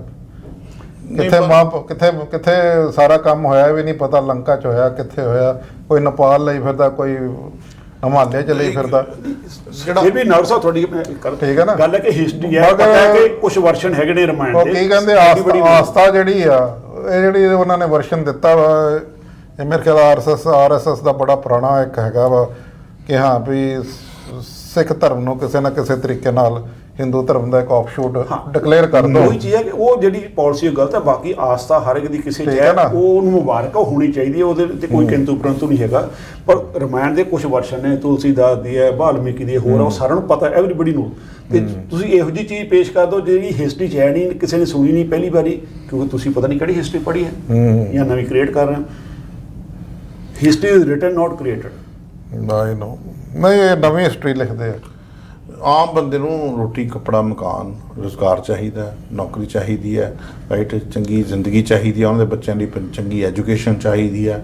ਆਈ ਐਮ ਨਾਟ ਸ਼ੋਰ ਕਿ ਤੁਸੀਂ ਚਲੋ ਕਿਸੇ ਦੀ ਆਸਥਾ ਜਿਸ ਤਰ੍ਹਾਂ ਮਰਜ਼ੀ ਤੁਸੀਂ ਆਪਣੇ ਜਿਹੜੇ ਵੈਲਿਊਜ਼ ਜੋ ਵੀ ਤੁਸੀਂ ਆਪਣੇ ਬਿਲੀਵਸ ਨੂੰ ਅੱਗੇ ਲੈ ਕੇ ਚੱਲੋ, ਪਰ ਜਿਹੜੀਆਂ ਫੰਡਾਮੈਂਟਲ, ਮੈਂ ਤਾਂ ਉਰੇ ਵੀ ਮੈਂ ਬੜੀ ਵਾਰੀ ਕਿਹਾ ਤੁਹਾਡੇ ਟੀਵੀ ਪ੍ਰੋਗਰਾਮ 'ਚ ਬੜੀ ਵਾਰੀ ਕਿਹਾ ਕਿ ਜਿਹੜਾ ਪੋਲੀਟੀਸ਼ੀਅਨ ਵੀ ਕਹਿੰਦਾ ਨਹੀਂ ਜੀ ਮੈਂ ਇਸ ਕੀ ਵੀਕਐਂਡ 'ਤੇ ਜੀ ਅੱਜ ਮੈਂ 25 ਫੰਕਸ਼ਨ ਅਟੈਂਡ ਕੀਤੇ, ਮੈਂ 45 ਕੀਤੇ, 500 ਕਰੋ ਸੈਟਰਡੇ ਸੰਡੇ ਨੂੰ, ਮੰਡੇ ਟੂ ਫਰਾਈਡੇ ਜਿਹੜੀ ਤੁਹਾਡਾ ਅਸਾਈਨਡ ਟਾਸਕ ਹੈ ਐਜ਼ ਅ ਪਾਰਲੀਮੈਂਟੇਰੀਅਨ, ਪਾਰਲੀਮੈਂਟ ਚਾਹੇ ਉਹ ਪਾਰਲੀਮੈਂਟ 'ਚ ਮੈਂਬਰ ਪਾਰਲੀਮੈਂਟ ਹੋ, ਚਾਹੇ ਤੁਸੀਂ ਪ੍ਰੋਵਿੰਸ਼ੀਅਲ ਲੈਜਿਸਲੇਟਿਵ 'ਚ ਹੋ ਜਾਂ ਤੁਸੀਂ ਮਿਊਨਿਸਪਲ ਲੈਵਲ 'ਤੇ ਹੋ, ਉਹਦੀਆਂ ਪਾਲਿਸੀਜ਼ ਜਿਹੜੀਆਂ ਰੈਗੂਲੇਸ਼ਨਸ ਰੂਲਸ ਕੋਈ ਐਸੀਆਂ ਮੋਡੀਫਾਈਡ ਕਰੋ, ਐਸੀਆਂ ਚੇਂਜਸ ਲੈ ਕੇ ਆਓ। ਤੁਸੀਂ ਆਪਣੇ ਸਟਾਫ ਨਾਲ ਜਿਹੜੇ ਐਡਮਿਨਿਸਟ੍ਰੇਟਿਵ ਲੋਕ ਨੇ ਉਹਨਾਂ ਨਾਲ ਗੱਲਬਾਤ ਕਰਕੇ ਕੋਈ ਸਿੰਪਲੀਫਾਈਡ ਕਰੋ ਪਾਲਿਸੀਜ਼ ਨੂੰ, ਕੋਈ ਚੰਗੀਆਂ ਨਵੀਆਂ ਚੀਜ਼ਾਂ ਅਡਾਪਟ ਕਰੋ, ਪੁਰਾਣੀਆਂ ਜੇ ਕੋਈ ਗਲਤ ਪਾਲਿਸੀ ਹੈ ਉਹਨਾਂ ਨੂੰ ਮੋਡੀਫਾਈਡ ਕਰੋ। ਉਹਦੇ ਤੇ ਫੋਕਸ ਤਾਂ ਹੁੰਦਾ ਹੀ ਨਹੀਂ ਕਦੇ। ਤੁਸੀਂ ਐਜ਼ ਐਮਪੀ ਬਣ ਗਏ, ਪਾਰਲੀਮੈਂਟੇਰੀਅਨ ਦਾ ਤਾਂ ਕੰਮ ਹੀ ਨਹੀਂ ਕੀਤਾ ਤੁਸੀਂ। ਇੱਕ ਸਾਨੂੰ ਆਵਾਜ਼ ਚੁੱਕ ਜਾਂਦਾ ਕਿੰਨਾ ਚਿਰ ਹੋ ਗਿਆ, 6 ਮਹੀਨੇ ਤੋਂ ਉੱਤੇ ਹੋ ਗਏ ਨੇ ਕਿ ਘੱਟੋ ਘੱਟ ਕੋਈ ਲੌਜਿੰਗ ਹਾਊਸਿਸ ਜਾਂ ਰੂਮਿੰਗ ਹਾਊਸਿਸ ਦੇ ਇੱਕ ਬਾਈਲਾਅ ਨਵੀਂ ਤਿਆਰ ਕਰ ਲਓ ਜੀ, ਜਿਹੜਾ ਕਿ ਵਾਟਰਲੂ ਜਾਂ ਲੰਡਨ ਵਰਗੇ ਸ਼ਹਿਰ ਦੇ ਵਿੱਚ ਹੈਮਿਲਟਨ 'ਚ ਹੈਗੀ, ਉਹਦੀ ਨਕਲ ਮਾਰ ਲਓ, ਬਹੁਤੇ ਦਿਮਾਗ ਲੜਾਉਣ ਦੀ ਲੋੜ ਨਹੀਂ ਹੈਗੀ। ਮਗਰ ਕੌਂਸਲ ਨੂੰ ਵੇਲ ਹੀ ਨਹੀਂ ਮਿਲਦਾ ਇਸ ਕੰਮ ਵਾਸਤੇ। 200 ਦੇ ਕਰੀਬ IT ਪ੍ਰੋਫੈਸ਼ਨਲ ਹੈ ਪਲਾਨਿੰਗ ਡਿਪਾਰਟਮੈਂਟ ਦੇ ਵਿੱਚ। ਮੈਂ ਤੁਹਾਨੂੰ ਦੱਸ ਰਿਹਾ, ਮੇਰਾ ਆਪਣਾ ਐਕਸਪੀਰੀਅੰਸ ਹੈ। ਕਈ ਵਾਰੀ ਫਿਰ ਮੇਅਰ ਸਾਹਿਬ ਕਹਿ ਦਿੰਦੇ ਆ ਵੀ ਮਿਸ ਇਨਫੋਰਮੇਸ਼ਨ ਹੈ ਭਾਈ, ਤੁਸੀਂ ਸਾਬਤ ਕਰਿਆ ਕਰੋ, ਐਵੇਂ ਨਾ ਕਹਿੰਦੇ ਲਿਖ ਦਿਆ ਕਰੋ ਫੇਸਬੁੱਕ ਤੇ ਇਟਸ ਮਿਸ ਇਨਫੋਰਮੇਸ਼ਨ, ਜਿਹਨੂੰ ਮਰਜ਼ੀ ਕਹਿਤਾ ਤੂੰ ਗਲਤ ਦੇ ਰਿਹਾ। ਕਿੰਨੇ ਡਿਪਾਰਟਮੈਂਟ, ਇੱਕ ਕੰਮ ਹੋਵੇ ਤੁਸੀਂ 15 ਮੈਨੇਜਰ, ਫਿਰ ਉਸ ਲੇਅਰ, ਦੂਜੀ ਲੇਅਰ, ਤੀਜੀ ਲੇਅਰ, ਚੌਥੀ ਲੇਅਰ, ਉਹ ultimately it's contributing by the tax payers money. ਜੇ ਤੁਸੀਂ ਉੱਥੇ ਰਿਫਾਰਮਸ ਲਿਆਓ, ਉੱਥੇ ਤੁਸੀਂ ਐਫੀਸ਼ੀਐਂਸੀਜ਼ ਲਿਆਓ, ਉੱਥੇ ਤੁਸੀਂ ਥੋੜ੍ਹਾ ਬਹੁਤਾ ਇੰਪਰੂਵਮੈਂਟ ਕਰੋ, ਤਾਂ ਤੁਹਾਡੇ ਕੋਲ ਬਹੁਤ ਵੱਡਾ ਬਜਟ ਹੈ ਜਿਹੜਾ 80%, ਹੁਣ ਕਹਿ ਦਿੰਦੇ 80% ਦੇ ਵਿੱਚ ਪੁਲਿਸ ਵੀ ਆਉਂਦੀ ਹੈ, ਬਾਕੀ ਚੀਜ਼ਾਂ ਵੀ ਆਉਂਦੀਆਂ। ਰਿਫਾਰਮਸ ਹਰ ਜਗ੍ਹਾ ਤੇ ਹੋ ਸਕਦੀਆਂ ਨੇ, ਹਰ ਜਗ੍ਹਾ ਤੇ ਤੁਸੀਂ ਐਫੀਸ਼ੀਐਂਸੀਜ਼ ਲਿਆ ਸਕਦੇ ਹੋ। ਲਿਆ ਕੇ ਤੁਸੀਂ ਉਹੀ ਪੈਸਾ ਤੁਸੀਂ ਲੋਕਾਂ ਦੀ ਭਲਾਈ ਤੇ ਲਾਓ। ਫਿਰ ਆਪਾਂ ਕਹਿੰਦੇ ਸਾਡਾ ਬਜਟ ਆਫ ਹੈ, ਸਾਨੂੰ ਪ੍ਰੋਵਿੰਸ਼ੀਅਲ ਸਰਕਾਰ ਪੈਸੇ ਦੇ ਦੇਵੇ, ਫੈਡਰਲ ਸਰਕਾਰ ਦੇ ਦੇਵੇ। ਤੁਸੀਂ ਨਾ ਆਪਣੇ ਘਰ ਦੇਖਿਓ, ਤੁਸੀਂ ਜਾਂ ਲੋਕਾਂ ਦੇ ਟੈਕਸ ਦੀ ਜੇਬ 'ਚ ਦੱਬਾ ਮਾਰ ਲਓ ਵੀ ਲੋਕਾਂ ਦਾ ਲੋੜ ਨਹੀਂ ਹੈਗੀ। ਜਿਹੜਾ ਤੁਸੀਂ ਦੂਜੀਆਂ ਸਰਕਾਰਾਂ ਤੋਂ ਮੰਗੀ ਜਾਓ। ਵੈਸਟ ਬਰੈਂਪਟਨ ਦੇ ਵਿੱਚ 35,000 ਨਵੇਂ ਘਰ ਦੀ ਪਲੈਨਿੰਗ ਆ, ਉਹ 'ਚ ਬਥੇਰੇ ਡਿਵੈਲਪਮੈਂਟ ਚਾਰजेस ਆ ਜਾਣੇ ਨੇ, ਕੋਈ ਐਡਾ ਘੱਟ ਸਰ ਜੀ। ਅਲਟੀਮੇਟਲੀ ਕਿੰਨੀ ਦੇਰ ਚੱਲੇਗਾ ਡਿਵੈਲਪਮੈਂਟ ਦੇ ਸਿਰ ਤੇ, ਚਾਰजेस ਦੇ ਸਿਰ ਤੇ ਕੰਮ? ਜਦ ਤੱਕ ਜ਼ਮੀਨ ਹੈਗੀ ਆ ਬਰੈਂਪਟਨ ਤੇ ਜ਼ਮੀਨ, ਉਹੀ ਗੱਲ ਹੈ ਨਾ ਵੀ ਮਾੜਾ। ਹੁਣ ਮੈਂ have to give you another example, 30 second ਦੇ ਦਿਓ ਵੀ ਉਹ ਇੱਕ ਕੋਈ ਬੰਦਾ ਜ਼ਿਮੀਂਦਾਰ ਸ਼ਰਾਬੀ, ਉਹਦੀ 500 ਵਿਗੇ ਜ਼ਮੀਨ, 500 ਏਕੜ ਜ਼ਮੀਨ ਵੇਚ ਪੀ ਅਲਟੀਮੇਟ ਰੂੜੀ ਨਹੀਂ ਰਹੀ ਪਿੰਡ ਦੇ ਵਿੱਚ। Are we leading to that? ਇਹ ਤੁਹਾਡਾ ਘਰ ਦੀ ਜ਼ਮੀਨ ਨਹੀਂ ਹੈਗੀ, ਤੁਸੀਂ ਵੇਚ ਲਈ ਤੇ ਖਤਮ ਹੋ ਗਿਆ ਤੁਹਾਡਾ ਘਰ। ਤੁਸੀਂ ਇਮੇਜਿਨ ਕਰੋ ਕਿ ਜੇ ਫਰਜ਼ ਕਰੋ ਜ਼ਮੀਨ ਨਹੀਂ ਰਹੀ ਤੇ ਡਿਵੈਲਪਮੈਂਟ ਚਾਰजेस ਦਾ ਬਜਟ ਪੂਰਾ ਨਹੀਂ ਹੁੰਦਾ 700 ਮਿਲੀਅਨ ਦਾ, ਤੇ ਕੀ ਤੁਹਾਡੇ ਟੈਕਸਸ ਡਬਲ ਹੋ ਜਾਣਗੇ? Just imagine a scenario after 10 years 15 years. Sir ji ਜ਼ਮੀਨ ਦੇ ਵਿੱਚ ਬਣਾ ਕੀ ਰਹੇ ਆਪਾਂ? ਸਾਡੇ ਕੋਲ ਇੱਕ ਕਾਸਟ ਕੋ ਸਟੋਰ ਨਹੀਂ ਅਸੀਂ ਲਿਆ ਸਕੇ ਉਰੇ। ਅਨਫੋਰਚੂਨੇਟਲੀ ਆ ਬ੍ਰੈਂਪਟਨ ਈਸਟ ਦੇ ਵਿੱਚ ਸਾਰਾ ਬ੍ਰੈਂਪਟਨ ਈਸਟ ਜਿਹੜਾ ਹੈ ਸ਼ਾਪਿੰਗ ਕਰਨ ਜਾਂਦਾ। ਮੇਰੇ ਪ੍ਰਸ਼ਨ ਦਾ ਚੀਮਾ ਜੀ ਰੀਜ਼ਨ ਇਹ ਆ ਮੈਂ ਤੁਹਾਡੀ ਕਿ ਗੱਲ ਖਾਲੀ 30% ਉਹਦੇ ਰੈਵਨਿਊ ਟੈਕਸ ਕਲੈਕਸ਼ਨ ਚ ਆਉਂਦਾ ਆ, ਜੀ ਬਾਕੀ ਸਾਰਾ ਡਿਵੈਲਪਮੈਂਟ ਚਾਰजेस ਤੇ ਹੋਰ ਚੀਜ਼ਾਂ ਜੀ ਇਕੱਠੇ ਹੁੰਦੇ ਪਏ ਨੇ। ਪਰ ਉਹੀ ਨਾ ਰੈਜ਼ੀਡੈਂਸ਼ੀਅਲ ਬਣਾ ਰਹੇ ਨੇ, ਉਹਦੇ ਟੈਕਸਸ ਵੀ ਵਧਣੇ ਨੇ। ਫਿਰ ਦੂਜੀ ਗੱਲ ਹੈ ਉਹਨਾਂ ਬਾਈਲਾ ਦੇ ਉੱਥੇ ਵਾਇਲੇਸ਼ਨਾਂ ਅਸੀਂ ਲੱਭਣੀਆਂ ਨੇ, ਉਹਦੇ ਵਿੱਚੋਂ ਪੈਨਲਟੀ ਲਾ ਕੇ। ਹੁਣ ਬ੍ਰੈਂਪਟਨ ਕੋਈ ਮੁਲਕ ਤੇ ਹੈ ਨਹੀਂ ਕਿ ਹਾਂ ਵੀ ਫੌਜਾਂ ਕੈਲੇਡਨ ਨੂੰ ਭੇਜ ਦਊਗਾ ਕਿ ਨਾਲ ਰਲਾ ਲੈਣਾ ਜੀ। ਕੈਲੇਡਨ ਤੇ ਰਲਾ ਨਹੀਂ ਸਕਦੇ, ਇਹ ਜ਼ਮੀਨ ਤੇ ਉਹਨਾਂ ਕੋਲ ਆ, ਸਾਡੇ ਕੋਲ ਤਾਂ ਨਹੀਂ ਨਾ ਹੈਗੀ। ਫਿਰ ਉਹ ਪ੍ਰੀਜ਼ਰਵ ਕਰਕੇ ਬੈਠੇ ਹਨ ਜ਼ਮੀਨ ਆਪਣੀ। ਨਹੀਂ, ਉਹਨਾਂ ਨੇ ਖੋਲ ਦਿੱਤਾ ਕੰਮ। ਉਹ ਉਹਨਾਂ ਨੇ ਸਾਰੀ ਬਿਲਡਰ ਲੌਬੀ ਸਾਰੀ ਉਹਦੇ ਹਾਵੀ ਹੋ ਗਈ ਨਵੀਂ ਕੌਂਸਲ ਦੇ ਵਿੱਚ, ਤੇ ਉਹ ਬੜਾ ਸੋਹਣਾ ਕੰਮ ਤੁਰ ਪਿਆ ਸਗੋਂ। ਉਹਨਾਂ ਦਾ ਤੁਰ ਪਿਆ ਮਲਟੀ ਸਟੋਰੀ ਕੰਪਲੈਕਸ ਬਣਨੇ ਸ਼ੁਰੂ ਹੋਏ ਨੇ। ਫਿਰ ਥਾਂ ਤਾਂ ਹੁਣ ਨਹੀਂ ਹੈ, ਉਸ ਨੂੰ ਬਣਾਉਣਾ ਬਿਲਡਿੰਗਾਂ ਆਪਾਂ ਉਹ ਇਸ ਕਰਕੇ ਜਿਹੜੀ ਤੁਸੀਂ ਕਹਿੰਦੇ ਹੋ ਹਾਈਵੇ 413 ਵੀ ਓਕੇ ਹੋ ਜਾਣਾ ਵਾ, ਸਭ ਓਕੇ ਹੋ ਜਾਣਾ ਕੈਲੇਡਨ ਦੇ ਵਿੱਚ। ਜਿਹੜੀ ਨਵੀਂ ਕੌਂਸਲ ਆ ਬੜੀ ਗਾਹ ਵਧੂ ਆ, ਬੜੀ ਪ੍ਰੋਗਰੈਸਿਵ ਹੈਗੀ ਆ। ਮੈਂ ਥੋੜੀ ਸਾਦੀ ਗੱਲ ਕਰ ਰਿਹਾ ਸੀ, ਵੱਖਰੇ ਪਤਾ ਨਹੀਂ ਕਿੰਨੇ ਡਿਪਾਰਟਮੈਂਟ ਦੱਸੇ ਕਿ ਸਿਟੀ ਕੌਂਸਲ ਵਿੱਚ ਬਣਾਏ ਨੇ, ਆਈਟੀ ਦੂਜੇ। ਉਹ 'ਚ ਵੱਡੀ ਜਿਹੜੀ ਪ੍ਰੋਬਲਮ ਹੈ ਕਿ ਆਪਸ 'ਚ ਕੋਆਰਡੀਨੇਸ਼ਨ ਕਿਸੇ ਦੀ ਨਹੀਂ, ਇਸ ਕਰਕੇ ਐਫੀਸ਼ੀਐਂਸੀ ਵੀ ਇਫੈਕਟ ਹੁੰਦੀ ਹੈ। ਤੁਸੀਂ ਅੱਜ ਪਲੈਨਿੰਗ ਡਿਪਾਰਟਮੈਂਟ 'ਚ ਇੱਕ ਪਲਾਜ਼ਾ ਦਾ ਨਕਸ਼ਾ ਪੇਸ਼ ਕਰੋ, ਉਹਨਾਂ ਨੇ ਸਾਰਿਆਂ ਨਾਲ ਪਹਿਲਾਂ ਉਹਨੂੰ ਰਿਜੈਕਟ ਕਰ ਦੇਣਾ। ਤੁਸੀਂ ਕਿਸੇ ਪਲੈਨਰ ਕੋਲ ਜਾਓ ਆਊਟਸਾਈਡ ਪ੍ਰਾਈਵੇਟ ਕੋਲ, ਆ ਨਕਸ਼ਾ ਕਹਿੰਦਾ ਜੀ ਪਹਿਲਾਂ ਉਹ ਨਕਸ਼ਾ ਦੇਣਾ ਵਾ ਜਿਹੜਾ ਉਹਨਾਂ ਨੇ ਰਿਜੈਕਟ ਕਰਨਾ, ਜਿਹੜਾ ਸਾਡਾ ਨਕਸ਼ਾ ਅਸਲੀ ਉਹੀ ਬਾਅਦ 'ਚ ਦੇਣਾ, ਕਿਉਂਕਿ ਉਹਨੇ ਰਿਜੈਕਟ ਕਰ ਹੀ ਦੇਣਾ ਸੀ, ਇੱਕ ਵਾਰੀ ਕਰਨਾ ਹੀ। ਕਹਿੰਦਾ ਜੀ ਅਸੀਂ ਅਸਲੀ ਪਹਿਲਾਂ ਦੇ ਦਿੱਤਾ, ਉਹਨਾਂ ਰਿਜੈਕਟ ਕਰ ਦੇਣਾ ਤੇ ਸਾਡਾ ਕੰਮ ਹੋ ਜਾਣਾ। ਹਾਂ, ਤੇ ਫਿਰ ਇਹ ਵੀ ਹੋ ਸਕਦਾ ਬਾਅਦ 'ਚ ਨਕਲੀ ਜਿਹੜਾ ਉਹ ਪਾਸ ਹੋ ਜਾਏ, ਉਹ ਰਿਜੈਕਟ ਤਾਂ ਇੱਕ ਵਾਰੀ ਕਰਨਾ ਨਾ ਉਹਨਾਂ ਨੇ। ਤੇ ਫਿਰ ਹੁਣ ਇਹਨਾਂ ਨੇ ਪਲਾਜ਼ਿਆਂ ਦਾ ਵੇਖਿਆ ਵਾ ਕਿ ਪਲਾਜ਼ਿਆਂ ਦੀ ਪਿੱਠ ਜਿਹੜੀ ਸੜਕ ਵੱਲ ਕਰ ਦਿੱਤੀ ਹੈ। ਬਿਲਕੁਲ we talk about it, right. ਤੇ ਉਹ ਜਿੱਥੇ ਉਹ 3 ਬੱਚੇ ਤੇ ਮਾਂ ਮਰੀ ਸੀਗੀ ਉਹ ਕਾਰ ਦੇ ਵਿੱਚ, ਜਿੱਥੇ ਪੋਲ ਡਿੱਗ ਪਿਆ ਸੀਗਾ country side and Bramley and country side ਦੇ ਉੱਤੇ, ਜਿੱਥੇ ਮੇਅਰ ਸਾਹਿਬ ਵੀ ਗਏ ਸੀ, ਕੌਂਸਲ ਵੀ ਗਏ ਸੀਗੇ। ਆਮ ਤੌਰ ਤੇ ਅਸੀਂ ਵੇਖਿਆ ਕਿ ਨੁੱਕਰ ਦੇ ਉੱਤੇ 45 ਡਿਗਰੀ ਕਲੀਅਰ ਐਂਗਲ ਹੁੰਦਾ ਇੱਕ ਸਟਰੀਟ ਤੋਂ, ਰਾਈਟ ਐਂਗਲ ਸਟਰੀਟ ਤੇ। ਮਗਰ ਜਦੋਂ ਮੈਂ ਉੱਥੇ ਜਾ ਕੇ ਵੇਖਿਆ ਮੌਕੇ ਦੇ ਉੱਤੇ, ਉਹ ਜਿੱਥੇ ਉਹ ਐਕਸੀਡੈਂਟ ਹੋਇਆ ਵਾ ਤੇ ਜਿੱਥੇ ਉਹ ਵਿਚਾਰੀ ਮੌਤ ਹੋ ਗਈ ਸਾਰੀ family the, I was kind of surprise ਕਿ ਉੱਥੇ ਉਹ ਜਿਹੜਾ ਗੈਸ ਸਟੇਸ਼ਨ ਦਾ ਬਿਲਡਿੰਗ ਆ ਉਹ 45 ਡਿਗਰੀ ਐਂਗਲ ਤੇ ਕਲੀਅਰ ਕੱਟ ਐਂਗਲ ਹੀ ਨਹੀਂ ਹੈਗਾ, ਉਹਦਾ ਹੈਗਾ 20 ਡਿਗਰੀ ਐਂਗਲ। ਇਸ ਪਲੈਨਿੰਗ ਡਿਪਾਰਟਮੈਂਟ ਨੇ ਉਹ ਜਿਹੜੀ ਬਿਲਡਿੰਗ ਆ ਉਹ ਕਿੱਦਾਂ ਪਾਸ ਕਰਤੀ। ਇਹ ਵੈਸੇ ਬਹੁਤੇ ਇੰਟਰਸੈਕਸ਼ਨ ਦੇ ਹੁਣ ਇਸ ਤਰ੍ਹਾਂ ਹੋਣ ਲੱਗ ਨਵੀਆਂ ਬਣਾ ਰਹੀਆਂ ਜੀ ਬਿਲਡਿੰਗ, ਜਿਹੜਾ ਉਹ ਖਤਮ ਹੋ ਰਿਹਾ। ਵਿਊ ਜਿਹੜਾ ਹੋਣਾ ਚਾਹੀਦਾ ਉਹ ਨਹੀਂ ਹੋ ਰਿਹਾ, ਐਂਗਲ ਤੋਂ ਕਿਤੇ ਨਹੀਂ clear view, right and left turn the view ਖਤਮ ਹੋ ਰਿਹਾ, ਖਤਮ ਕਰ ਰਹੇ ਨੇ। That is also another cause of accidents. Accident ਵੱਧਦੇ ਵੀ ਇਸੇ ਕਰਕੇ ਬਿਲਕੁਲ, ਪਰ ਅੱਖਾਂ ਬੰਦ ਕਰਕੇ ਅਪਰੂਵ ਕਰ ਰਹੇ ਆ, ਉਹ ਪਤਾ ਨਹੀਂ ਕਿਉਂ ਬਣਾ ਰਹੇ। ਨਾਲੇ ਤੁਸੀਂ ਜਿਹੜਾ ਸਟੋਰ ਹੈ ਉਹ ਫੇਸਿੰਗ ਟੂਵਰਡ ਦ ਰੋਡ ਹੋਊਗਾ, ਲੋਕਾਂ ਦੀ ਵਿਜ਼ਿਬਿਲਿਟੀ ਚ ਆਊਗਾ, ਇਹ ਉਹਦੀ ਬੈਕ ਕਰ ਦਿੰਦੇ ਨੇ, ਉਹ ਬਿਲਡਿੰਗ ਉੱਚੀ ਬਣਾ ਦਿੰਦੇ ਨੇ। So that's another one. ਹਰ ਕਾਰਨਰ ਤੇ ਪਲਾਜ਼ਾ ਬਣ ਗਿਆ ਜੀ, ਜਿੱਥੇ 2 ਬਿੱਗੇ ਜ਼ਮੀਨ ਹੈਗੀ ਆ ਉੱਥੇ ਨਾਲ ਦੀ ਨਾਲ ਪਲਾਜ਼ਾ ਠੋਕ ਦਿੰਦੇ ਨੇ। ਹੋਰ ਏਮਪਲੋਇਮੈਂਟ ਅਪਰਚੂਨਿਟੀ ਤਾਂ ਇਹਨਾਂ ਨੇ ਕੋਈ ਦਿੱਤੀ? ਪਲਾਜ਼ਾ ਵੇਖੋ, ਪਲਾਜ਼ਾ ਤੇ ਇੱਕ ਸਿਟੀ ਪਲੈਨਿੰਗ ਦੇ ਵਿੱਚ ਹੋਣਾ ਚਾਹੀਦਾ ਕਿ ਆਹ ਥਾਂ ਪਲਾਜ਼ੇ ਵਾਸਤੇ ਆ ਜੀ, ਕਿਉਂਕਿ ਉਹ ਨਹੀਂ ਹੈਗੀ, ਇਸ ਕਰਕੇ ਪਲਾਜ਼ਿਆਂ ਦੀ ਘਾਟ ਆ। ਕਮਰਸ਼ੀਅਲ ਏਰੀਆ ਬਹੁਤ ਘੱਟ ਹੈਗਾ ਜੀ, ਠੀਕ ਹੈ ਨਾ। ਰੈਜ਼ੀਡੈਂਸ਼ੀਅਲ ਏਰੀਆ ਨਾਲ ਕਮਰਸ਼ੀਅਲ ਏਰੀਆ ਹੋਣਾ ਬਹੁਤ ਜ਼ਰੂਰੀ ਆ ਕਿ ਚਲੋ ਵਾਕਿੰਗ ਡਿਸਟੈਂਸ ਦੇ ਵਿੱਚ ਹਰ ਚੀਜ਼ ਮਿਲ ਜਾਂਦੀ ਹੈ, ਕਮਿਊਟੇਬਲ ਚੀਜ਼ਾਂ ਪਰ ਸਰ ਇੱਥੇ ਸਿਚੁਏਸ਼ਨ ਇਹ ਆ ਰਹੀ ਹੈ, ਇਹ ਨਹੀਂ ਕਿ ਉਹਦੀ ਘਾਟ ਹੈ ਵੀ ਨਾ ਬਣਾਓ, ਪਰ ਜਿਹੜੇ ਬਣਾਏ ਉਹਦੀ ਪਲੈਨਿੰਗ ਦੀ ਗੱਲ ਕਰਦੇ, ਉਹ ਜਿਹੜਾ ਵਿਊ ਬਲੌਕ ਕੀਤੇ ਜਾ ਰਿਹਾ ਹੈ, ਉਹ ਜ਼ਿਆਦਾ ਜਿਹੜੇ ਬਹੁਤ ਸਿਆਣੇ ਬਣੇ ਔਰ ਜਿਹੜੇ ਅਪਰੂਵ ਕਰਨ ਵਾਲੇ ਉਹ ਅੱਖਾਂ ਮੀਚ ਕੇ, ਕਿਉਂਕਿ ਉਹਨਾਂ ਤੁਸੀਂ ਇੱਥੇ ਮਿਸਿਸਾਗਾ ਚਲੇ ਜਾਓ ਜੀ, ਹਰ ਇੱਕ ਪਲਾਜ਼ੇ ਤੇ ਮੈਨੂੰ ਇੱਕ ਨਹੀਂ ਲੱਭਾ ਜਿਹਦੇ 45 ਡਿਗਰੀ ਵਿਊ ਨਾ ਹੋਵੇ। ਨਾਟ ਓਨਲੀ ਦੈਟ, ਉਹ ਪ੍ਰੋਪਰ ਕਾਰ ਪਾਰਕਿੰਗ ਹੁੰਦੀ ਹੈ। ਇੱਥੇ ਤਾਂ ਬਿਲਡਿੰਗ ਦੇ ਵਿੱਚ ਯੂਨਿਟ ਕਿੰਨੇ ਨੇ, ਉਸ ਹਿਸਾਬ ਨਾਲ ਪਾਰਕਿੰਗ ਵੀ ਵਾਇਲੇਸ਼ਨ ਹੈ। ਉਹ ਜਦੋਂ ਪਲਾਜ਼ਾ ਬਣਦਾ ਨਾ ਉਹਦੇ 'ਚ ਪਹਿਲਾਂ ਦੱਸ ਦਿੰਦੇ ਚਾਹ ਆਣਾ ਜਾਂ ਰੈਸਟੋਰੈਂਟ ਨਹੀਂ ਗਣਾਉਂਦੇ, ਜਦੋਂ ਉਹਨੂੰ ਵੇਚਣਾ ਹੁੰਦਾ ਉਹ ਰੈਸਟੋਰੈਂਟ ਵਾਲਾ ਆ ਜਾਂਦਾ, ਰੈਸਟੋਰੈਂਟ ਖੋਲ ਲੈਂਦਾ, 15 ਪਾਰਕਿੰਗ ਦਾ ਰੈਸਟੋਰੈਂਟ ਵਾਲਾ ਖਿੱਚ ਲੈਂਦਾ ਜੀ। ਬਾਕੀ ਦੀ ਪਾਰਕਿੰਗ ਜਿਹੜੀ ਉਲਟ ਪੁਲਟ ਹੋ ਜਾਂਦੀ ਸਾਰੀ। ਮਿਸ ਆ ਗਏ। ਬ੍ਰੈਂਪਟਨ ਵੀ ਕੁਝ ਸਾਲ ਪਹਿਲਾਂ ਇਦਾਂ ਹੀ ਸੀਗਾ, ਵਿਊ ਕਲੀਅਰ ਹੁੰਦੇ ਸੀ। ਇਹ ਹੁਣ ਹੀ ਜਿਹੜੇ ਉਹ ਜਿਹੜੇ ਨਵੇਂ ਪਲਾਜ਼ੇ ਬਣਦੇ ਪਏ ਆ ਨਾ, ਇਹਨਾਂ 'ਚ ਬਹੁਤ ਧੰਦਲੀ ਹੈ। ਉਹੀ ਮੈਂ ਕਹਿ ਰਿਹਾ, ਹੁਣ ਦੀ ਗੱਲ ਕਰਦੇ, ਹੁਣ ਤਾਂ ਬਿਨਾਂ ਅੱਖਾਂ ਉਹ ਤਾਂ ਗੱਲ ਕੀਤੀ ਕਿ ਇਹਨਾਂ ਨੇ ਬੋਲਿਆ ਜੀ ਪਲੈਨਿੰਗ ਡਿਪਾਰਟਮੈਂਟ 'ਚ ਬੰਦਾ ਬੜਾ, ਮੈਂ ਬੰਦਾ ਬਹੁਤ ਆ ਤੇ ਉਹ ਕਰਦਾ ਕੀ ਪਿਆ ਵਾ। ਉਹ ਤਾਂ ਫਿਰ ਰੈਫਰਲ ਹੈ ਨਾ, ਜਿਹੜਾ ਕੋਈ ਕਿਸੇ ਦਾ ਯਾਰ ਦੋਸਤ ਹੈ ਉਹ ਭਰਤੀ ਕੀਤੇ ਜਾਂਦੇ, ਉਹ ਫਿਰ ਕੰਪੀਟੈਂਸੀ ਤਾਂ ਉਸੇ ਹਿਸਾਬ ਨਾਲ। ਨਹੀਂ, ਜੇ ਸੋਢੀ ਸਾਹਿਬ ਕਹਿੰਦੇ ਜੀ ਹਾਂ ਵੀ ਰੈਫਰਲ ਆ ਤੇ ਇਹਨੂੰ ਕਹਿੰਦੇ ਜੀ ਝੂਠ ਬੋਲਦਾ ਵਾ, ਤੂੰ ਸਬੂਤ ਦੇ। ਮੇਅਰ ਸਾਹਿਬ ਕਹਿੰਦੇ ਆ ਸਬੂਤ ਤਾਂ ਮੇਅਰ ਸਾਹਿਬ ਦਾ ਸੋਢੀ ਸਾਹਿਬ ਨਾਲ ਕੋਈ ਕਾਫੀ ਪਿਆਰ ਲੱਗਦਾ ਮੈਨੂੰ। ਸਬੂਤ ਉਸ ਚੀਜ਼ ਦਾ ਜਿਹੜੀ ਦਿਸਦੀ ਨਾ, ਜਿਹੜੀ ਸਾਹਮਣੇ ਦਿਸਦੀ ਉਹਦਾ ਸਬੂਤ ਹੋਰ ਕੀ ਚਾਹੀਦਾ। ਕਈ ਵਾਰ ਬੰਦਾ ਆਪਾਂ ਆਊਟ ਆਫ ਰਿਸਪੈਕਟ ਵੀ ਆਪਾਂ ਪਿੱਛੇ ਜੇ ਸੋਢੀ ਸਾਹਿਬ ਦਾ ਫੋਨ ਆ ਗਿਆ ਮੈਨੂੰ, ਨਹਿਰੂ ਸਾਹਿਬ ਮੇਅਰ ਸਾਹਿਬ ਕਹਿੰਦੇ ਆ ਕਿ ਤੁਸੀਂ ਕਹਿੰਦੇ ਹੋ ਘਰਾਂ ਦੇ ਅੱਗੇ ਪਾਰਕਿੰਗ ਨਹੀਂ ਰੱਖੀ, ਕਾਰਾਂ ਦੀ ਛੱਡੀ, ਤੇ ਮੈਂ ਨਹੀਂ ਇਹ ਗੱਲ ਮੰਨਦਾ ਤੇ ਮੈਨੂੰ ਸਬੂਤ ਦਿਓ ਉਹਦਾ। ਮੈਂ ਫੋਟੋ ਤੁਸੀਂ ਭੇਜੀਆਂ। ਮੈਂ 10 ਘਰਾਂ ਦੀ ਫੋਟੋਆਂ ਖਿੱਚ ਕੇ ਭੇਜੀਆਂ ਮੈਂ, ਜਿਹਦੇ ਵਿੱਚ ਇੱਕ ਕਾਰ ਤੇ ਇੱਕ ਮੋਟਰਸਾਈਕਲ ਇੱਕ- ਖੜਦਾ ਹੈ ਡਰਾਈਵੇ ਦੇ ਵਿੱਚ। ਹਾਂ। ਔਰ ਉਹ ਮੰਨਦੇ ਹੀ ਨਹੀਂ।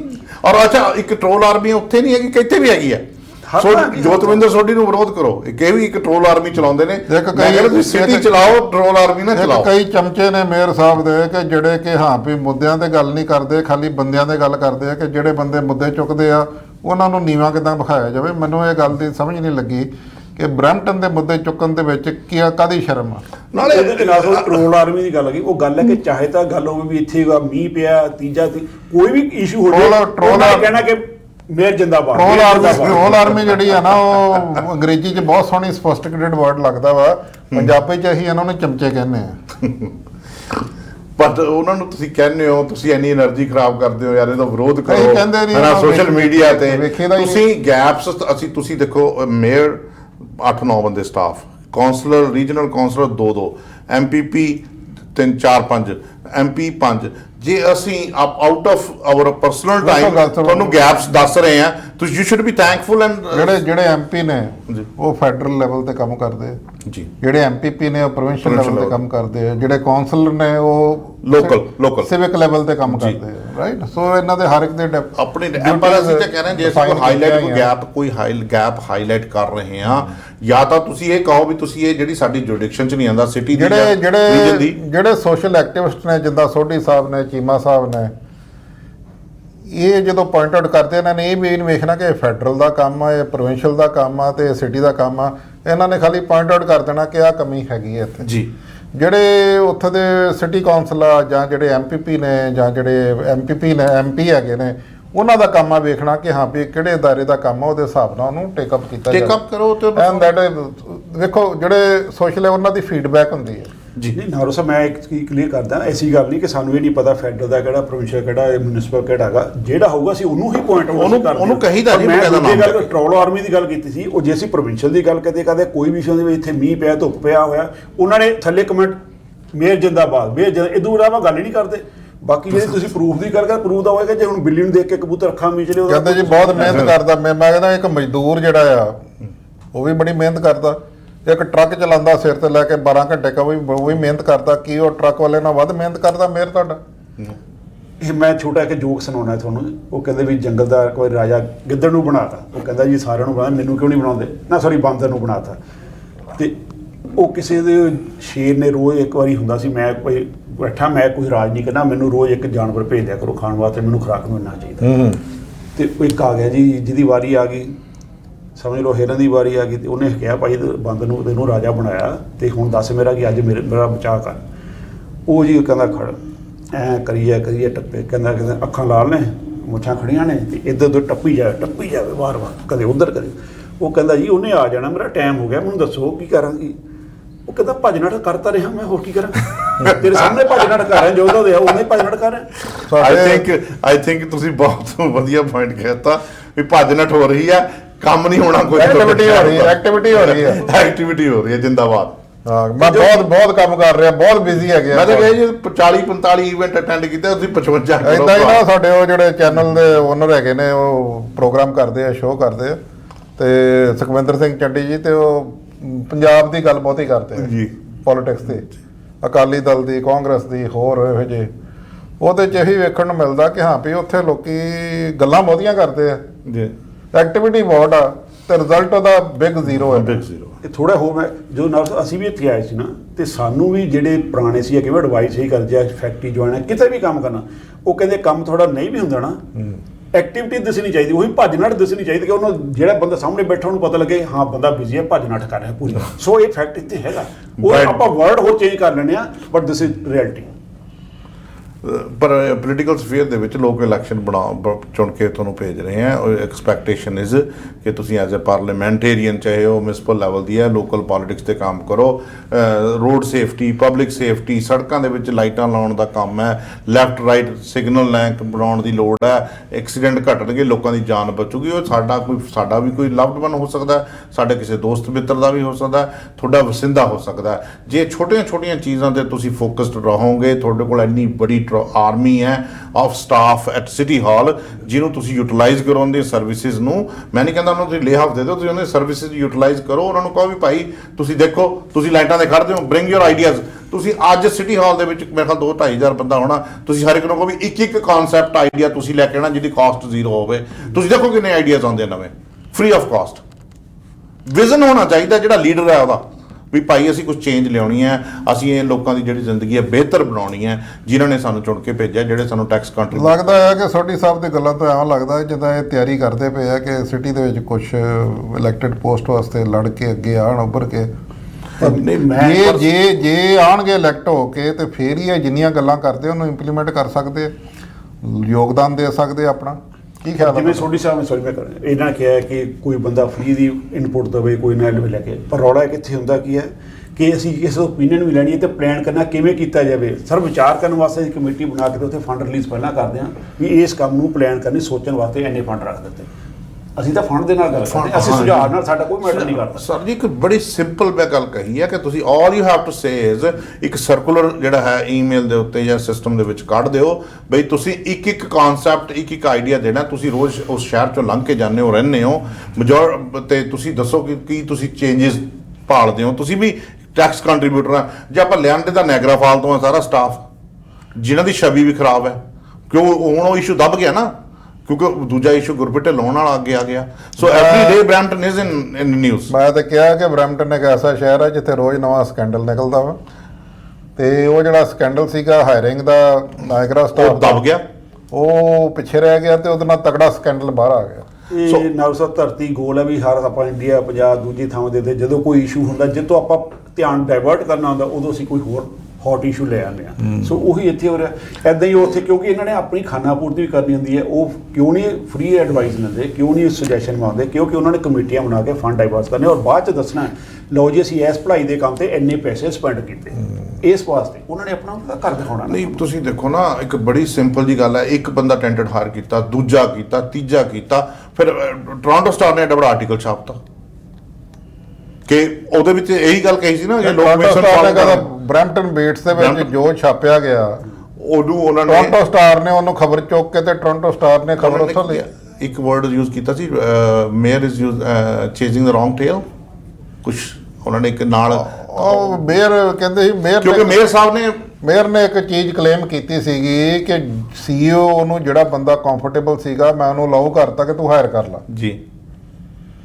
ਤੇ ਬਾਕੀ ਕਹਿੰਦੇ ਜੀ ਹਾਊ ਇਜ਼ ਇਟ ਪੋਸੀਬਲ ਕਿ ਹਾਂ ਵੀ ਇੱਕ ਬੰਦਾ ਜਿਹੜਾ ਕਿ ਦਾਗੀ ਹੈਗਾ ਆ ਕਿ CEO ਨੂੰ ਦਾਗੀ ਬੰਦੇ ਤੋਂ ਇਲਾਵਾ ਕਿਸੇ ਹੋਰ ਕੰਮ ਨਹੀਂ ਕਰ ਸਕਦਾ, ਕੋਈ ਨਵੇਂ ਬੰਦੇ ਨਾਲ ਕੰਮ ਨਹੀਂ ਕਰ ਸਕਦਾ। How is it possible? ਤੇ ਤੁਸੀਂ ਆਪ ਚਲੋ ਇਹਨਾਂ ਨੂੰ ਹੁੰਦਾ ਪੋਲੀਟੀਸ਼ੀਅਨਸ ਹੁੰਦਾ ਵੀ ਅਸੀਂ ਆਪਣੇ ਬੰਦੇ ਲੈ ਕੇ ਆਉਣੇ ਆ, ਜ਼ਰੂਰੀ ਤਾਂ ਨਹੀਂ ਵੀ ਇੱਕੋ ਦਾਗੀ ਏਰੀਆ 'ਚੋਂ ਦਾਗੀ ਬੰਦੇ ਹੀ ਲੈ ਕੇ ਆਉਣੇ ਆ। ਤੁਸੀਂ ਹੋਰ ਕਿਤੋਂ ਲਿਆਓ, ਆਪਣਾ ਬੰਦਾ ਰੱਖ ਲਓ। ਜੇ ਤੁਸੀਂ ਆਪਣੀ ਆਰਮੀ ਰੱਖਣੀ ਹੋ ਹੈ ਸਟਾਫ ਦੇ ਵਿੱਚ, ਹਰ ਪੋਲੀਟੀਸ਼ੀਅਨਸ ਨੂੰ ਹੁੰਦਾ ਵੀ ਉਹਨਾਂ ਦੇ ਜਿਹੜੇ ਲਾਇਲ ਫੇਥਫੁਲ ਬੰਦੇ ਹੋਣ, ਤਾਂ ਤੁਸੀਂ ਇਮਾਨਦਾਰ ਤਾਂ ਰੱਖੋ। ਬਿਲਕੁਲ ਫੇਥਫੁਲ ਉਹ ਚੀਜ਼ ਫੇਥਫੁਲ, ਇਮਾਨਦਾਰ ਕਿੱਥੋਂ ਲੱਭ ਲੋਗੇ? ਫੇਥਫੁਲ ਚਾਹੀਦਾ ਉਹਨਾਂ ਨੂੰ। ਨਹੀਂ, ਲੀਡਰ ਇਮਾਨਦਾਰ ਹੋਊਗਾ ਤੇ ਉਹਦੇ ਫਾਲੋਅਰ ਇਮਾਨਦਾਰ ਹੋਣਗੇ। That's a different question. But ਤੇ ਤੁਸੀਂ ਤੇ ਬੜੀ ਇੰਪੋਸੀਬਲ ਜੀ ਗੱਲ ਕਰਦੀ ਸੀ ਕਿ ਹਾਂ ਵੀ ਇਮਾਨਦਾਰ ਕਿੱਥੋਂ ਆ ਜਾਣਗੇ?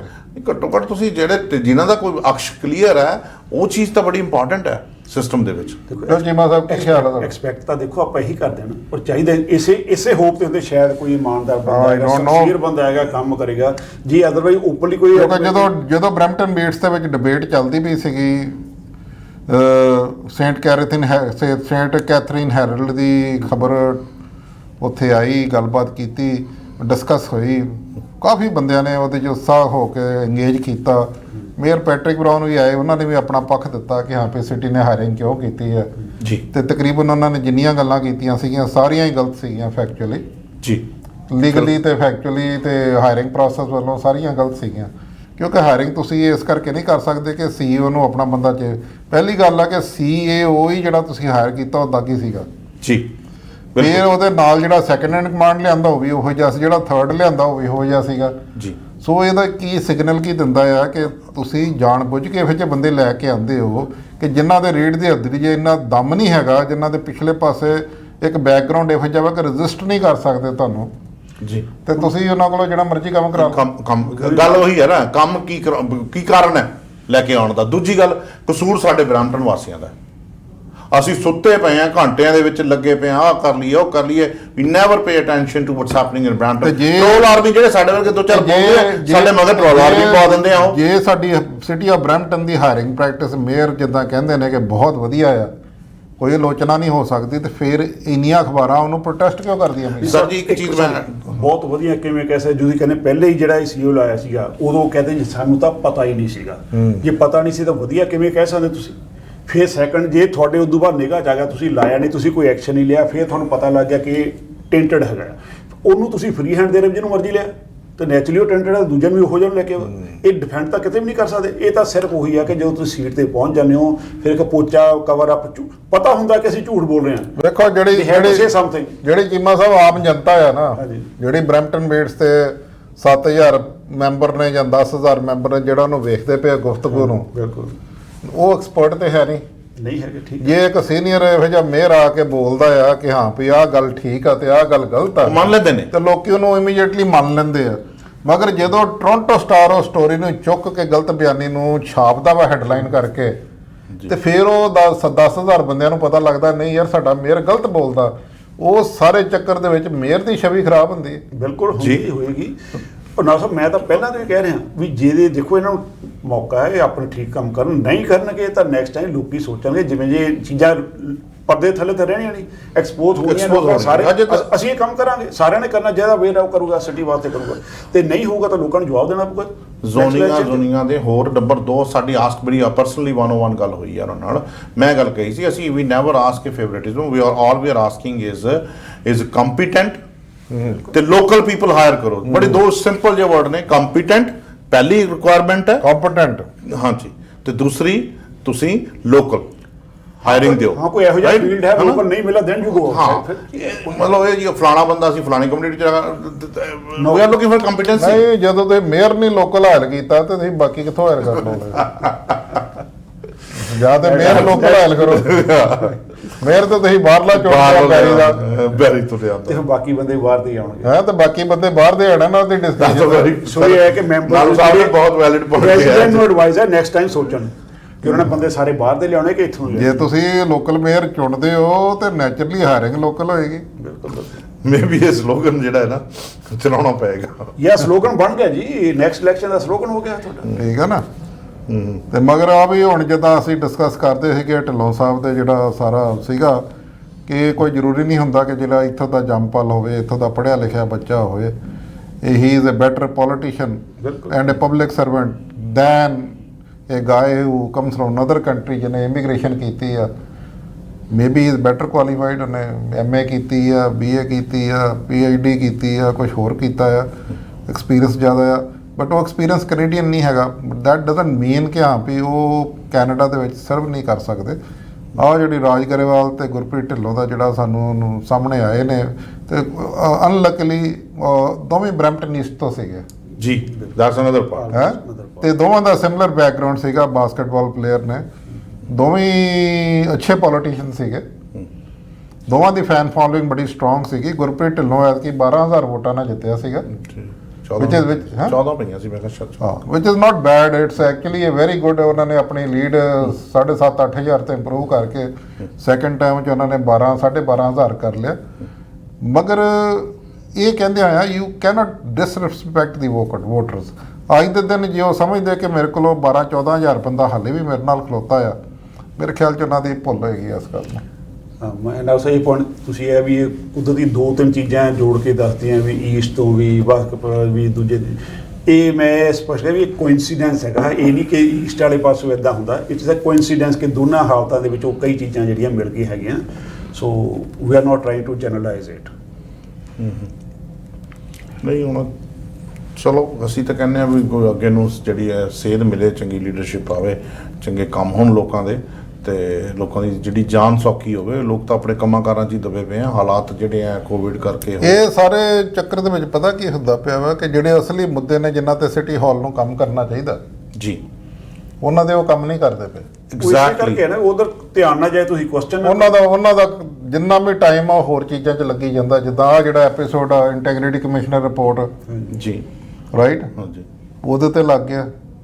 ਅੱਜ ਦਾ ਸਾਰਾ ਦਿਨ ਇਸੇ ਤੇ ਹੀ ਚਰਚਾ ਹੁੰਦੀ ਰਹੀ। ਨਾਟ ਓਨਲੀ ਦੈਟ, ਸਲੋਗਨਸ ਕਦੇ ਕਿਸੇ ਇਵੈਂਟ, ਕਦੇ ਕਿਸੇ ਧਰਮ ਦਾ, ਕਦੇ ਕਿਸੇ ਜਦੋਂ ਇਹ ਬੋਲਿਆ ਕਿ ਹਾਂ ਵੀ ਤੁਸੀਂ ਸਟੂਡੈਂਟ ਹਾਊਸਿੰਗ ਵਾਸਤੇ ਕੁਝ ਕਰ ਦਿਓ, ਮਗਰ ਉਹ ਤੇ ਕੋਈ ਕਾਰਵਾਈ ਨਹੀਂ ਹੈਗੀ। ਹੋਰ ਬੜੀਆਂ ਚੀਜ਼ਾਂ ਨੇ ਜੀ, ਪਬਲਿਕ ਸੇਫਟੀ, ਪਬਲਿਕ ਸੇਫਟੀ ਵਾਸਤੇ ਕੁਝ ਕਰੋ, ਸਟੂਡੈਂਟ ਹਾਊਸਿੰਗ ਲਈ ਕਰੋ, ਲੌਜਿੰਗ ਹਾਊਸਿਸ ਲਈ ਕਰੋ, ਰੂਮਿੰਗ ਹਾਊਸਿਸ ਦਾ ਕਾਨੂੰਨ ਬਣਾਓ ਨਵਾਂ। ਤੁਸੀਂ ਜਿਹੜੇ ਐਂਟੀਕੁਏਟਡ ਕਾਨੂੰਨ ਬਣਾਇਆ 2004 ਦਾ, 1975 ਦਾ ਜਿਹੜਾ ਬਾਈ ਲਾਅ ਬਣਾਇਆ, ਉਹਨੂੰ ਰਹਿਣ ਦਿਓ, ਉਹਨੂੰ ਅਸੀਂ ਕੁਝ ਨਹੀਂ ਕਹਿੰਦੇ, ਉਹਨੂੰ ਜ਼ਰੂਰ ਯੂਜ਼ ਕਰੋ, ਭਾਵੇਂ 20,000 ਬੰਦਿਆਂ ਨੂੰ ਬੁੱਕ ਕਰੋ। ਜਦੋਂ ਤੁਸੀਂ ਹਰ ਸਾਲ 20, 25, 30,000 ਨੂੰ ਬੁੱਕ ਕਰੋਗੇ, ਆਪੇ ਲੋਕੀ ਤੁਹਾਡੇ ਖਿਲਾਫ ਆ ਜਾਣਗੇ। ਬਿਲਕੁਲ ਜੀ ਠੀਕ ਹੈ ਨਾ। ਹੁਣ ਜਿੰਨੀਆਂ ਬੁਕਿੰਗ ਇਹਨਾਂ ਨੇ ਚਲਾਨ ਕੱਟੇ ਆ ਜੀ, ਪਿਛਲੇ ਸਾਲ ਰੈਕਡ ਚਲਾਨ ਕੱਟੇ ਆ, ਬਿਲਕੁਲ, ਤੇ ਉਹ ਬਾਈ ਲਾਅ ਵਰਤੀ ਆ ਜਿਹੜੀ ਕਿ 2004 ਤੋਂ ਬਾਅਦ ਕਦੀ ਨਹੀਂ ਵਰਤੀ ਨਹੀਂ ਗਈ ਸੀ। 2017 ਚ ਜਦੋਂ ਮੇਅਰ ਪੈਟਰਿਕ ਬਰਾਊਨ ਆਇਆ ਉਦੋਂ ਵਰਤਣੀ ਸ਼ੁਰੂ ਹੋਈ ਹੈ ਜੀ। ਤੇ ਜੇ ਅੱਜ ਜੇ ਮੇਅਰ ਪੈਟਰਿਕ ਬਰਾਊਨ ਕਹਿੰਦੇ ਜੀ ਮੈਨੂੰ ਇਸ ਬਾਈ ਲਾਅ ਤੇ ਮੈਂ ਤੇ ਸੈਂਕਸ਼ਨ ਨਹੀਂ ਕੀਤੀ, ਤੇ ਬਗੈਰ ਸੈਂਕਸ਼ਨ ਤੋਂ ਤੇ 2004 ਤੋਂ ਲੈ ਕੇ 17 ਤੱਕ ਉਹ ਹੈ ਸੀ, ਮਗਰ ਵਰਤੀ ਨਹੀਂ ਗਈ। ਨਹੀਂ, ਇਦਾਂ ਹੀ ਉਹਦੇ ਤੇ ਵੀ ਤਾਂ ਇਹਨਾਂ ਨੇ ਮੋਸ਼ਨ ਪਾਸ ਕੀਤਾ ਸੀ, ਆਪਾਂ ਡੈਲੀਗੇਟ ਕੀਤਾ ਸੀਗਾ ਜਿਹੜਾ ਡਰਾਈਵੇ ਵਾਈਡਨਿੰਗ ਵਾਲਾ। ਉਹ ਜਦੋਂ ਉਹਨਾਂ ਨੇ ਮੋਸ਼ਨ ਪਾਸ ਕੀਤਾ, ਮੈਂ ਡੈਲੀਗੇਸ਼ਨ ਅਜੇ ਡਰਾਈਵੇ ਵਾਈਡਨਿੰਗ ਠੀਕ ਆ, ਮਗਰ ਲੋਕੀ ਉਹ ਤੋਂ ਬਾਅਦ ਰੁਕ ਗਿਆ ਨਾ, ਉਹ ਲੋਕੀ ਵੀ ਇਹਦੇ ਗਲਤ ਨੇ ਨਾ। ਜੇ 35 ਫੁੱਟ ਦਾ ਘਰ ਆ, ਤੁਸੀਂ 35 ਤੇ 35 ਕੰਕਰੀਟ ਪਾਈ ਜਾਂਦੇ। ਸਾਰਿਆਂ ਨੇ ਨਾ 35 ਤੇ ਪਾਇਆ ਵਾ ਜੀ। ਜੇ ਤੁਸੀਂ ਉਹਦੇ ਤੇ ਪਲਾਨਿੰਗ ਤੇ ਆ ਜਾਓ, ਫਿਰ ਦੁਬਾਰਾ ਲਾਸਟ 2 ਮਿੰਟ ਚ ਵੀ ਪਲਾਨਿੰਗ ਜਦੋਂ ਸਿਟੀ ਨੇ ਸਬ ਡਿਵੀਜ਼ਨ ਪਲਾਨ ਕੀਤੀ ਸੀ, ਜਿੱਥੇ 6 ਘਰ ਬਣਨੇ ਸੀ ਉੱਥੇ 8 ਬਣਾਤੇ, ਜਿੱਥੇ 8 ਬਣਨੇ ਸੀ ਉੱਥੇ 11 ਬਣਾਤੇ, ਤੇ ਜਿੱਥੇ ਰੋਡ ਜਿਹੜੀ ਆ ਤੁਸੀਂ ਰੋਡ ਛੋਟੀਆਂ ਕਰਤੀਆਂ। ਜਿਹੜੇ ਇੱਕ ਘਰ ਤੋਂ ਦੂਜੇ ਘਰ ਦੀ ਸਪੇਸ ਆ ਨਾ ਜੀ, ਜੇ ਤੇ 1.2 ਮੀਟਰ ਬਾਉਂਡਰੀ ਤੱਕ ਰੱਖਦੇ ਆ, ਮਤਲਬ ਕਿ ਇੱਕ ਘਰ ਤੋਂ ਦੂਜੇ ਘਰ ਦੀ ਜਿਹੜੀ ਸਪੇਸ ਆ 1.2 ਤੇ 1.2 ਕਿੰਨੇ ਹੋਣੇ? 2.4 ਹੋਣੇ ਚਾਹੀਦੇ ਆ। ਮਗਰ ਅਸੀਂ ਵੇਖਦੇ ਹਾਂ ਘਰਾਂ ਦੀ ਸਪੇਸ ਹੀ ਆਪਸ ਵਿੱਚ 4 ਫੁੱਟ ਹੈਗੀ ਹੈ ਜੀ। 2.4 ਦਾ ਮਤਲਬ 10 ਫੁੱਟ। 10 ਫੁੱਟ ਤੇ ਫਿਰ ਜ਼ਿਆਦਾ ਉਦੋਂ ਉਹ ਬਾਕੀ 6 ਫੁੱਟ ਕਿੱਥੇ ਗਿਆ? 6 ਫੁੱਟ ਪਲਾਟ 6 ਫੁੱਟ ਪਰ ਦੇਖੋ 6 5 30 ਫੁੱਟ ਦੇ ਵਿੱਚ ਇੱਕ ਹੋਰ ਘੱਟ ਹੋਕਤਾ। ਉਹੀ ਗੱਲ ਹੈ ਨਾ ਕਿ ਹਰ 6-5 ਵਿੱਚ ਘਰ ਵਾਲੀ ਜੇ ਉਹ ਖੋਲ੍ਹਣਾ ਚਾਹੀਦਾ, ਉੱਥੇ ਵੀ ਇਹ ਇਨਫੋਰਸ ਕਰਨ। ਔਰ ਜਿਹੜੇ ਬਿਲਡਰਾਂ ਨੇ ਬਣਾਏ ਨੇ ਉਹਨਾਂ ਨੂੰ ਸਾਰਿਆਂ ਨੂੰ ਚਾਹੀਦਾ ਜਿਹੜੇ ਡਿਪਾਰਟਮੈਂਟ ਦੇ ਜਿਹੜੇ ਬੰਦੇ ਨੇ ਸੈਂਕਸ਼ਨ ਦਿੱਤੇ ਉਹਨਾਂ ਨੂੰ ਬਾਹਰ ਕੱਢੋ। ਉਹੀ ਕਿਹਾ ਨਾ, ਉਹਨਾਂ ਬਿਲਡਰਾਂ ਤੇ ਪੈਨਲਟੀ ਪਾਓ ਸਾਰੀ। ਜਿੱਦਾਂ ਮੈਂ ਤੁਹਾਨੂੰ ਫੋਟੋਆਂ ਭੇਜੀਆਂ ਸੀਗਾ ਕਿ ਡਰਾਈਵੇ ਅੱਗੇ ਮੋਟਰਸਾਈਕਲ ਹੀ ਲੱਗਦਾ ਜਾਂ ਸਾਈਕਲ ਖੜਾ ਹੁੰਦਾ, ਇੱਕ ਗਰਾਜ ਦੇ ਅੱਗੇ ਸਾਈਕਲ ਖੜਾ ਹੁੰਦਾ, ਦੂਜੇ ਗਰਾਜ ਦੇ ਅੱਗੇ ਇੱਕ ਕਾਰ ਲੱਗਦੀ ਹੈ ਰਾਈਟ। ਸਾਈਡ ਵਾਕ ਤੇ ਕੁਝ ਨਹੀਂ ਲੱਗਦਾ ਨੋ, ਕਿਉਂਕਿ ਸਾਈਡ ਵਾਕ ਇੰਨਾ ਛੋਟਾ ਹੈਗਾ, ਕੁਝ ਨਹੀਂ ਲੱਗ। ਹੁਣ ਤੁਸੀਂ ਵੇਖੋ 2800 ਤੇ 60 ਫੁੱਟ ਦਾ ਘਰ ਹੋਵੇ, ਲੀਗਲ ਬੇਸਮੈਂਟ ਹੋਵੇ, ਉਹਦੇ ਸੈਪਰੇਟ ਸਾਈਡ ਐਂਟਰੈਂਸ ਹੋਵੇ ਜੀ, 4 ਬੈਡਰੂਮ ਦਾ ਘਰ ਜੀ, ਡਬਲ ਕਾਰ ਗਰਾਜ ਹੋਵੇ ਉਹਦਾ ਜੀ, ਤੇ ਬਾਹਰ ਪਾਰਕਿੰਗ ਇੱਕ ਹੋਵੇ। ਹੁਣ ਦੱਸੋ, ਉਹੀ ਗੱਲ ਹੈ। ਇਹ ਸਿਟੀ ਪਲੈਨਿੰਗ ਦਾ ਬਹੁਤ ਸ਼ਲਾਘਾਯੋਗ ਕੰਮ ਆ। ਮੈਂ ਕਹਿੰਦਾ ਇਹ ਕਮਾਲ ਕਰਤੀ ਇਹਨਾਂ ਨੇ। ਇਹੋ ਜਿਹਾ ਪਲੈਨਿੰਗ ਡਿਪਾਰਟਮੈਂਟ ਜਿਹਨੂੰ ਅਸੀਂ ਆਪਣੇ ਟੈਕਸਸ 'ਚ ਤਨਖਾਹਾਂ ਦਿੰਦੇ ਆ, ਤੇ ਬਿਲਡਰਾਂ ਨਾਲ ਰਲ ਕੇ ਇਹੋ ਜਿਹੇ ਘਰ ਪਾਸ ਕਰ ਦਿੱਤੇ ਇਹਨਾਂ ਨੇ। ਸਬ ਡਿਵੀਜ਼ਨ ਹੀ ਉਹੋ ਜਿਹੀ ਬਣਾਤੀ। ਉਹ ਸਬ ਡਿਵੀਜ਼ਨ 'ਚ ਜਾਈਏ ਤੇ ਮੈਂ ਤੇ ਇੱਕੋ ਸਬ ਡਿਵੀਜ਼ਨ 'ਚ ਗਿਆ ਜਿਹੜੀਆਂ ਫੋਟੋਆਂ ਖਿੱਚੀਆਂ ਨੇ, ਉਹੋ ਜਿਹੇ ਬਾਕੀ ਕਈ ਜਗ੍ਹਾ ਤੇ ਹੈਗਾ। ਉੱਥੇ ਮੇਅਰ ਸਾਹਿਬ ਆਪ ਕਮੈਂਟ ਕਰਕੇ ਗਏ ਨੇ ਬਈ ਆਲ ਗੁੱਡ। ਫਿਰ ਜੇ ਅਸੀਂ ਬੋਲ ਦਿੰਦੇ ਹਾਂ, ਫਿਰ ਕਹਿ ਦਿੰਦੇ ਆ ਵੀ ਯੂ ਆਰ ਮਿਸਇਨਫਾਰਮਿੰਗ ਪੀਪਲ।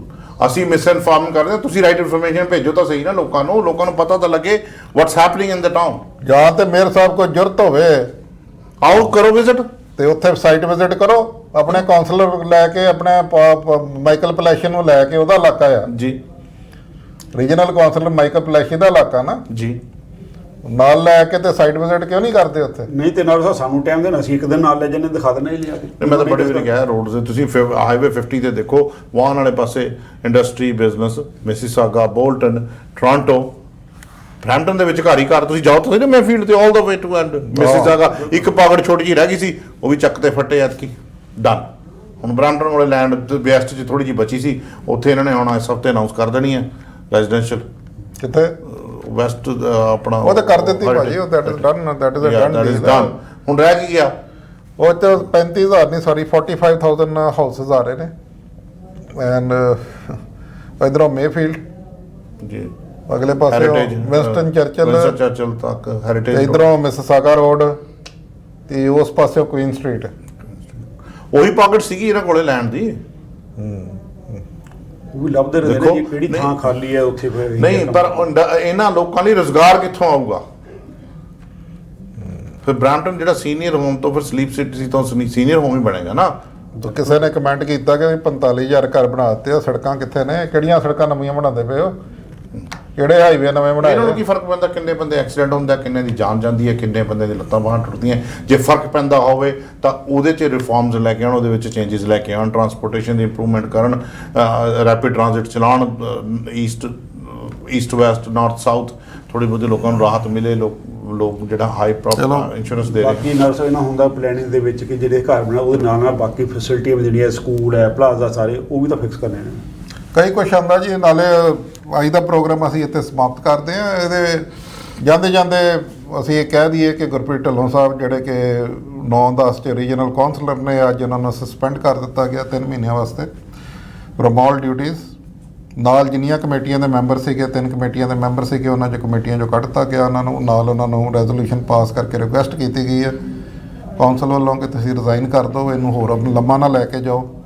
ਮਗਰ ਹਾਲੀ ਕੌਂਸਲ ਦੀ ਸ਼ਾਹੀ ਕਾਗਜ਼ਾਂ 'ਤੇ ਸੁੱਕੀ ਨਹੀਂ ਸੀ। ਕਿਤੇ ਗੁਰਪ੍ਰੀਤ ਢਿੱਲੋਂ ਸਾਹਿਬ ਦੇ ਇੱਕ ਬਿਆਨ ਆਇਆ ਵਾ ਜਿਹੜਾ ਕਿ ਸੋਸ਼ਲ ਮੀਡੀਆ 'ਤੇ ਹੈਗਾ ਵਾ, ਬਰੈਂਪਟਨ ਬੀਟਸ ਵੀ ਤੁਹਾਨੂੰ ਮਿਲੇਗਾ। ਉਹ 'ਚ ਉਹਨਾਂ ਨੇ ਬੋਲਿਆ ਵਾ, ਸਾਰੇ ਚਾਰਜਸ ਦਾ ਖੰਡਨ ਕੀਤਾ। ਉਹਨਾਂ ਨੇ ਬੋਲਿਆ ਜੀ ਮੇਰਾ ਇਹ 'ਚ ਕਸੂਰ ਕੋਈ ਨਹੀਂ ਹੈਗਾ, ਮੈਂ ਬੇਗੁਨਾਹ ਵਾਂ। ਅਤੇ ਜਿਹੜੇ ਵੀ ਆਈਸੀ ਦੀ ਰਿਪੋਰਟ ਆ ਉਹ ਲਾਅ ਦੇ ਮੁਤਾਬਕ ਨਹੀਂ ਹੈਗੀ। ਕੌਂਸਲ ਦੀ ਕਾਰਵਾਈ ਜਿਹੜੀ ਅੱਜ ਦੀ ਆ ਪੋਲੀਟੀਕਲੀ ਮੋਟੀਵੇਟਡ ਆ। ਅਤੇ ਇਸ ਕਰਕੇ ਮੈਂ ਜਨਤਾ ਦਾ ਸੇਵਕ ਹਾਂ ਅਤੇ ਮੈਂ ਜਨਤਾ ਦੀ ਸੇਵਾ ਕਰਨਾ ਚਾਹੁੰਦਾ ਹਾਂ। ਜੇ ਮੈਂ ਰਿਜ਼ਾਈਨ ਕਰਤਾ ਤਾਂ ਮੈਂ ਸੇਵਾ ਨਹੀਂ ਕਰ ਸਕਦਾ ਅਤੇ ਜਨਤਾ ਕੀ ਕਰੇਗੀ? ਇਸ ਕਰਕੇ ਇਹਨਾਂ ਗਰਾਊਂਡਸ 'ਤੇ ਉਹਨਾਂ ਨੇ ਉਹ ਚਿੱਠੀ ਦੇ ਵਿੱਚ ਲਿਖਿਆ ਜੀ ਮੈਂ ਡਿਸਾਈਡ ਕੀਤਾ ਕਿ ਮੈਂ ਰਿਜ਼ਾਈਨ ਨਹੀਂ ਕਰਨਾ ਹੈਗਾ। ਸੋ ਇਹ ਕਹਿੰਦਿਆਂ ਹੋਇਆਂ ਅਸੀਂ ਅੱਜ ਦਾ ਪ੍ਰੋਗਰਾਮ ਰੈਪ ਅਪ ਕਰਦੇ ਹਾਂ। ਅਗਲੀ ਵਾਰੀ ਫਿਰ ਤੁਹਾਨੂੰ ਕੋਲ ਆਵਾਂਗੇ ਬੁੱਧਵਾਰ ਨੂੰ, ਅਤੇ ਤਦ ਤੱਕ ਸਾਨੂੰ ਇਜਾਜ਼ਤ ਦਿਓ। ਸਤਿ ਸ਼੍ਰੀ ਅਕਾਲ। Thank you. ਸਤਿ ਸ਼੍ਰੀ ਅਕਾਲ। Thank you.